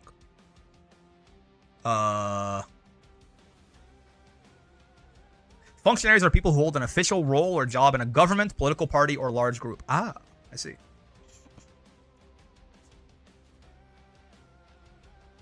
So because it's complicated, people seek to simplify it, something people in government can understand. True artistic experimentation ends, and the problem of general culture is reduced to assimilating the socialist present and the dead, therefore not dangerous, but maybe dangerous, past. Thus, socialist realism arises upon the foundations of the art of the last century. The realistic art of the 19th century, however, also has a class character, more purely capitalist perhaps than the decadent art of the 20th century that reveals the anguish of the alienated individual. In the field of culture, capitalism has given all that it had to give, and nothing remains but the stench of a corpse, today's decadence in art. Okay, sure, this is a critique of the art of his time, I suppose. But yeah, again, this idea that if you do not engage with new methods, you're kind of forever going to be bogged down by like the issues that plagued the old methods if you just copy them wholesale. I don't think he literally means art. I think he does, right? But art has, I mean, to be fair, literally meaning art has many forms. True artistic experimentation ends, and the problem of general culture, so I mean, that sounds like art, is reduced to assimilating the socialist present and the dead past. Thus, socialist realism, this sounds like an art style, arises upon the foundations of the art of the last century. The realistic art of the 19th century, however, also has a class character, more purely capitalist perhaps than the decadent art of the 20th century that reveals the anguish of the alienated individual. Decadent, I guess, indulgent because he needs an escape from his alienation under capitalism.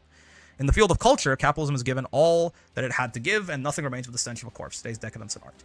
I think the point is that he literally means art, because art is very important for society, right? Art shapes culture, culture shapes mindsets, mindsets shape, things like your relationship with your work, for example. You can't live in a nation that created office space and think that work is fun. As like a really simplified example, I suppose. But why try to find the only valid prescription in the frozen forms of socialist realism? We cannot counterpose freedom to socialist realism because the former does not yet exist and will not exist until the complete development of the new society. We must not, from the pontifical throne of realism at all costs, condemn all art forms since the first half of the 19th century, for we would then fall into the Proudhonian mistake of going back to the past, putting a straitjacket on the artistic expression of the people who are being born and are in the process of making themselves. Do not over-romanticize the past to the detriment of the future, I suppose.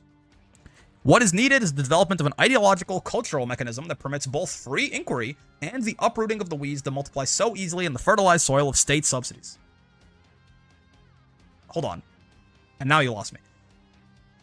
What is needed is the development of an ideological, cultural mechanism that permits both free inquiry into the past, into the present, trying out different shit, into whatever, and the uprooting of the weeds that multiply so easily in the fertilized soil of state subsidies.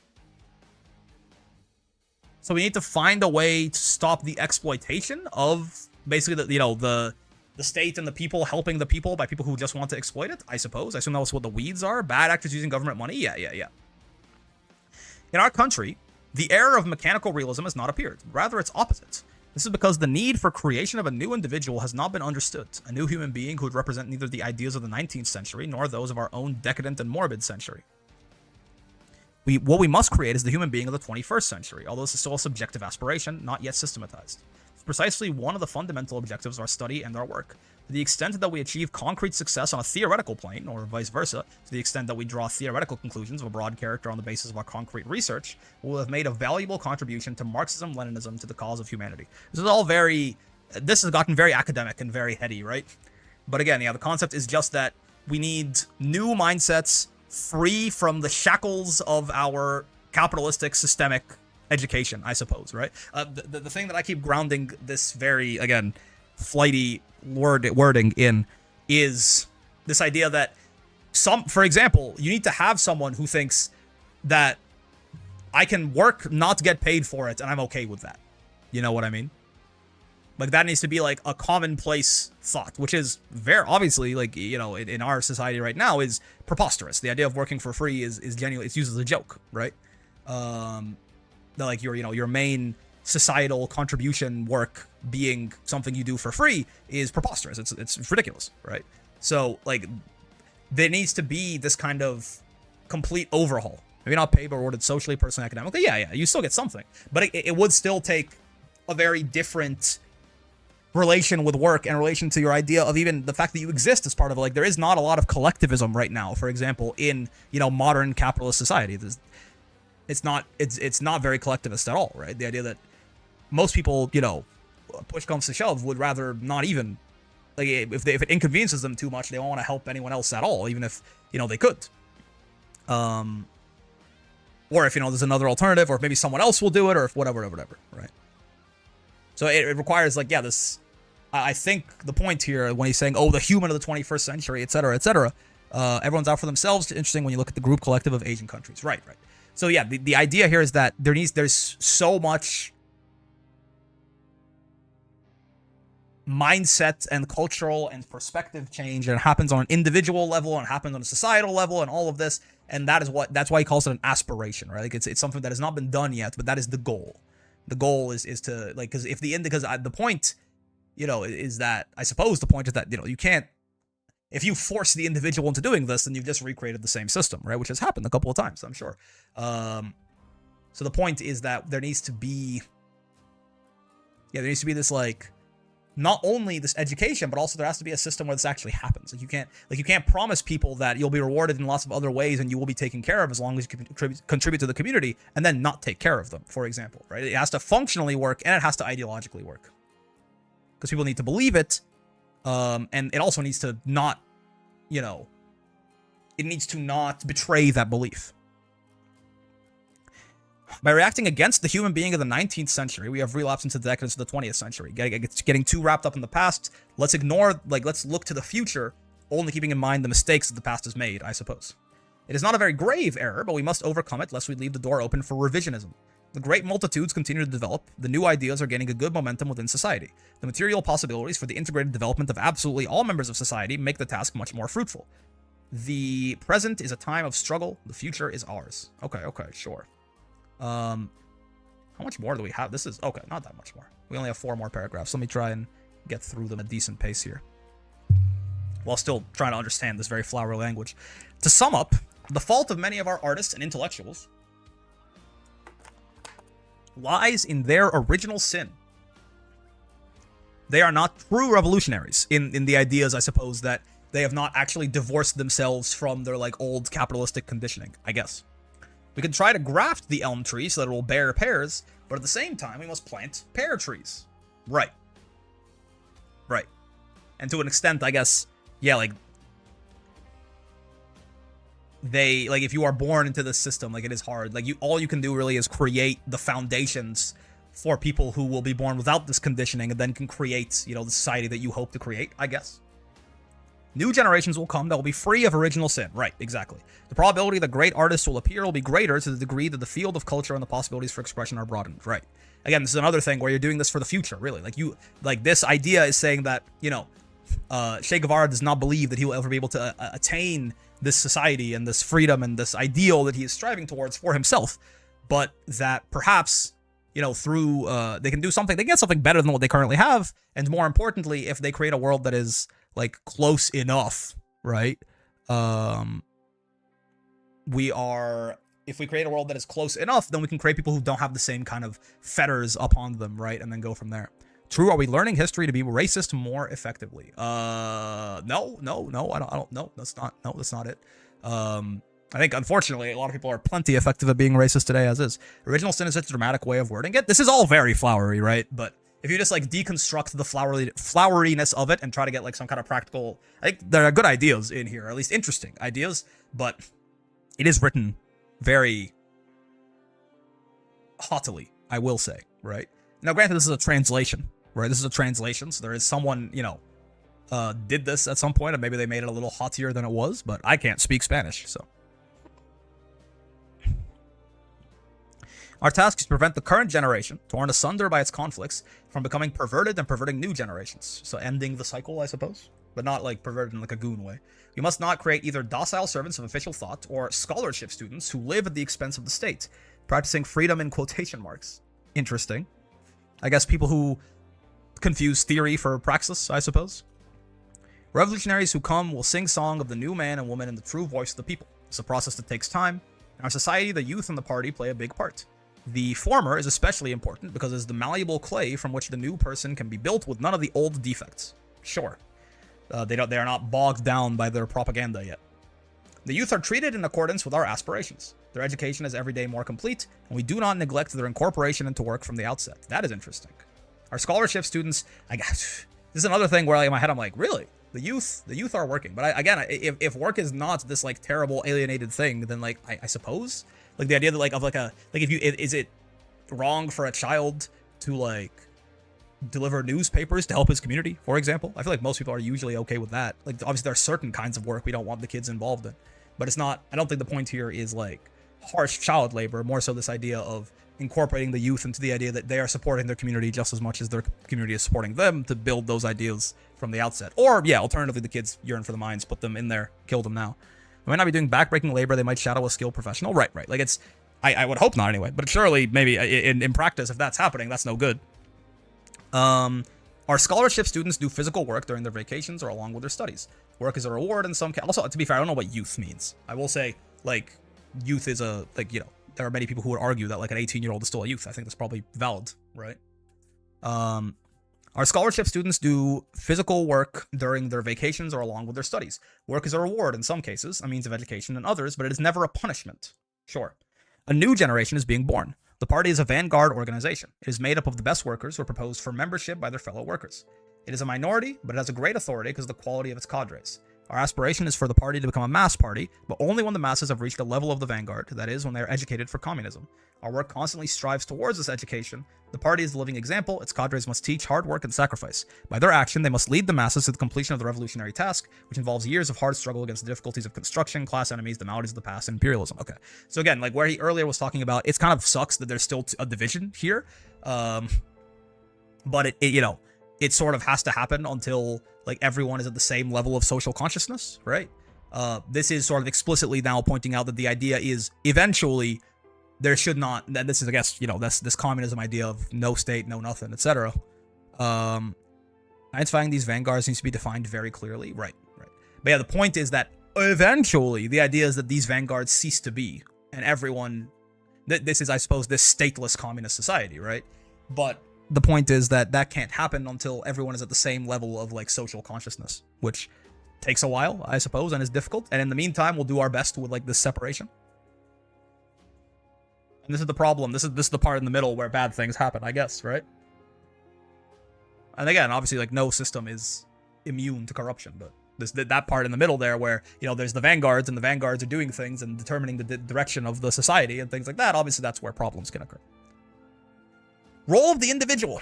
Now, I would like to explain the role played by the personality, by the men and women as individuals leading the masses that make history. This is our experience. It is not a prescription. Fidel gave the revolution its impulse in its first years, and also its leadership. He always set its tone, but there's a good group of revolutionaries who are developing along the same road as the central leader. There's a great mass that follows its leaders because it has faith in them. It has faith in those leaders because they have known how to interpret its aspirations. It is not a matter of how many kilograms of meat one has to eat, or how many times a year someone could go to the beach, or how many pretty things from abroad you may be able to buy with the present-day wages. It is a matter of making the individual feel more complete, with much more inner wealth and much more responsibility. It's an interesting sentence. It's about, I guess, yeah, so the idea is that it's not about material wealth. Also, kilograms of meat? Kilograms? One? People in our country know that the glorious period in which they happen to live is one of sacrifice. They are familiar with sacrifice. The first ones came to know it from in the Sierra Maestra or wherever they fought. Later, everyone in Cuba came to know it. Cuba is the vanguard of America and must make sacrifices because it occupies... how many kilograms of meat will you offer to marry my daughter? True, for a dowry. Must make sacrifices because it occupies the post of advance guard, because it shows the masses of Latin America the road to full freedom. Within the country, the leadership has to carry out its vanguard role. It must be said with all sincerity that in a real revolution, to which one gives his or her all, and from which one expects no material reward, the task of vanguard revolutionary is both magnificent and agonizing. Right. So the idea here is that things are going to be tough in the interim. It's like, we're changing things, and that's going to lead to strife, and that's going to lead to struggle, I suppose. When Grand Blue stream? Might be a while. Just got to say that it might be a while. At the risk of seeming ridiculous, love of living humanity. At the risk of seeming ridiculous, let me say September's that way, YouTube chatter. At the risk of seeming ridiculous, let me say that the true revolutionary is guided by great feelings of love. Okay. It's been a very romantic, like very idealized sort of thing anyway so far. So let's see I assume it's going to get more so now, but it is impossible to think of a genuine revolutionary lacking this quality. Sure. Perhaps it is one of the great dramas of the leader that he or she must combine a passionate spirit with a cold intelligence and make painful decisions without flinching. Our vanguard revolutionaries must idealize this love of the people, of the most sacred causes, and make it one and indivisible. They cannot descend with small doses of daily affection to the level where ordinary people put their love into practice. The leaders of the revolution have children just beginning to talk, who are not learned to say daddy. Their wives, too, must be part of the general sacrifice of their lives in order to take the revolution to its destiny. Their circle of friends is limited strictly to the circle of comrades in the revolution. There is no life outside of it, right? They're making lots of sacrifices in this transitionary period, I suppose. In these circumstances, one must have a large dose of humanity, a large dose of sense of justice and truth in order to avoid dogmatic extremes, cold scholasticism, or an isolation from the masses. We must strive every day so this love of living humanity is transformed into actual deeds, into acts that serve as examples as a moving force. The revolutionary, the ideal motor force of the revolution within the party, is consumed by this uninterrupted activity that comes to an end only with death, once the construction of socialism is accomplished on a world scale.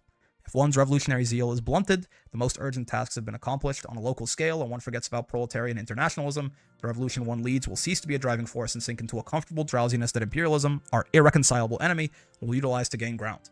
Proletarian internationalism is a duty, but also a revolutionary necessity. This is the way we educate our people. So the idea, again, yeah, I mean, it's a big task, right? If the idea is that,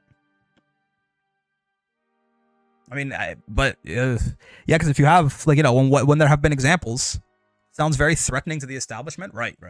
And the idea, that's the thing, right? Like, if you have one nation, for example, that is trying, you have managed that, right? Let's say you manage that. You have one nation in which this whole thing has been accomplished. All of these idealistic, like these aspirations, everything, right? even then, is this going to get... Yeah, exactly. No one is free until everyone is free, because also, if like you're just even outside of this idea that you owe a debt to like you're part of a global community, it's also this idea that you're just going to get blown up, right? Like if you are this like one communist nation in a sea of capitalism, you're just going to get Cuban, basically, right? It's a tall task for sure. Danger of dogmatism. Of course, there are dangers in the present situation, and not only that of dogmatism, and not only that of freezing the ties with the masses midway in the great task, there is also the danger of the weaknesses we can fall into.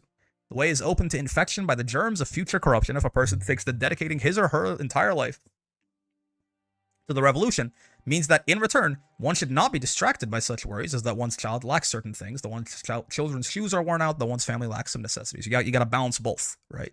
You don't be dogmatic to the point where you're like, who cares if my kids die? I'm a revolutionary. No, that shit's fucked up. In our case, we have maintained that our children must have or lack those things that the children of the ordinary citizen have or lack. Our families should understand this and struggle for it to be that way. The revolution is made through human beings, but individuals must forge the revolutionary spirits day by day. Thus we march on. At the head of the immense column, we're neither ashamed nor afraid to say it, is Fidel.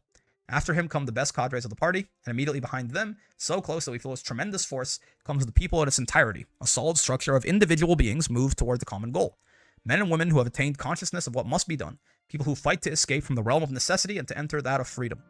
The great throng organizes itself. Its organization results from its consciousness of the necessity of this organization. It is no longer a dispersed force, divisible into thousands of fragments thrown into the air like splinters from a hand grenade, trying by any means to achieve some protection from an uncertain future in desperate struggle with their fellows. It's united now, I suppose. We know that sacrifices lie ahead, and we must pay a price for the heroic fact that we are, as a nation, a vanguard. We, as leaders, know that we must pay a price for the right to say that we are at the head of a people that is at the head of America. Each and every one of us is readily paying his or her quota of sacrifice, conscious of being rewarded with the satisfaction of fulfilling a duty, conscious of advancing with everyone towards the new man and woman glimpsed on the horizon. Allow me to draw some conclusions. Okay, well this is the thesis statement, I suppose. We socialists are freer because we are more fulfilled. We are more fulfilled because we are freer. Interesting. The skeleton of our complete freedom is already formed. The flesh and the clothing are lacking. We will create them. Our freedom is its daily sustenance are paid for in blood and sacrifice. Our sacrifice is a conscious one, an installment paid on the freedom that we are building. The road is long and in part unknown. We recognize our limitations. We will make the human being of the 21st century, we ourselves. We will forge ourselves in daily action, creating a new man and new woman with a new technology. Individuals play a role in mobilizing and leading the masses insofar as they embody the highest virtues and aspirations of the people and do not wander from the path.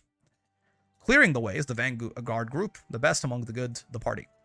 The basic clay of our work is the youth, and we place our hope in it and prepare it to take the banner from our hands.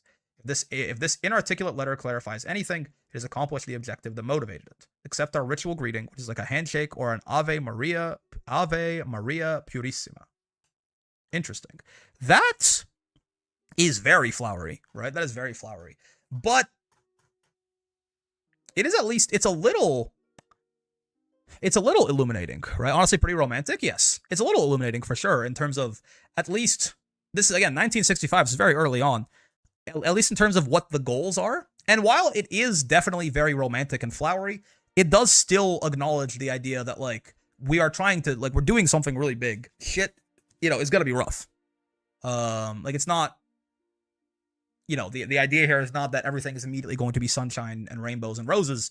In fact, it is sort of the opposite, where, like, in the short term, like, this is a time of sacrifice to, like, buy the future for, our children, and maybe us, but mostly our children, right? And I kind of said all my thoughts about it as I was reading it, right? Now I want to see a letter looking back on what has been accomplished in the current day. I mean, I don't know if we'll get a letter just like that, because, Che Guevara died in 1967. He got assassinated, right? But I would be interested. This is I think a good hopping off point. This is kind of like the ultimate kind of ideal, these ideals the revolution was founded upon, right? Now the goal is, let's take a look. It's obviously it's going to get a lot less nice and pretty and neat and in a bow from here. But the idea is, all right, what the fuck happened in Cuba over the past 60 years? That is a hard question to answer. And that is a hard question to find, like, sources on. It was a lot easier to find stuff talking about US sanctions. It's a lot more hard to find specific topics. Time to learn Spanish? Maybe? But more important, at the very least, let's exhaust our English sources first. They exist. It's kind of hard to comb through them and figure it out, right? Remember that from this letter we got Cuba mogging on the text tree. Yeah. I am curious. We shall see. That, however, is a problem for tomorrow. I did not think we were going to take all stream reading this, but we got in a discussion, and then this actually did take way longer than I expected. Cuba must love AI. So true, man. So true. They must love being in the information age. For now. Tomorrow, I will see. Tomorrow might be, if I can find myself a good source between now and then. I was looking for a little bit before stream today. Besides this, it was kind of hard. If I can find myself a good source, we might start on that. Otherwise, tomorrow might be a bit of a research stream where we try and figure out a source together. Regardless. Tomorrow will be tomorrow. Today will be today. And today, I'm going to go eat something. Have a wonderful rest of your day. Bush part of the Cuba US sanctions should hopefully be out tomorrow, assuming nothing fucks me over too hard. And I will see you in the next one. Peace.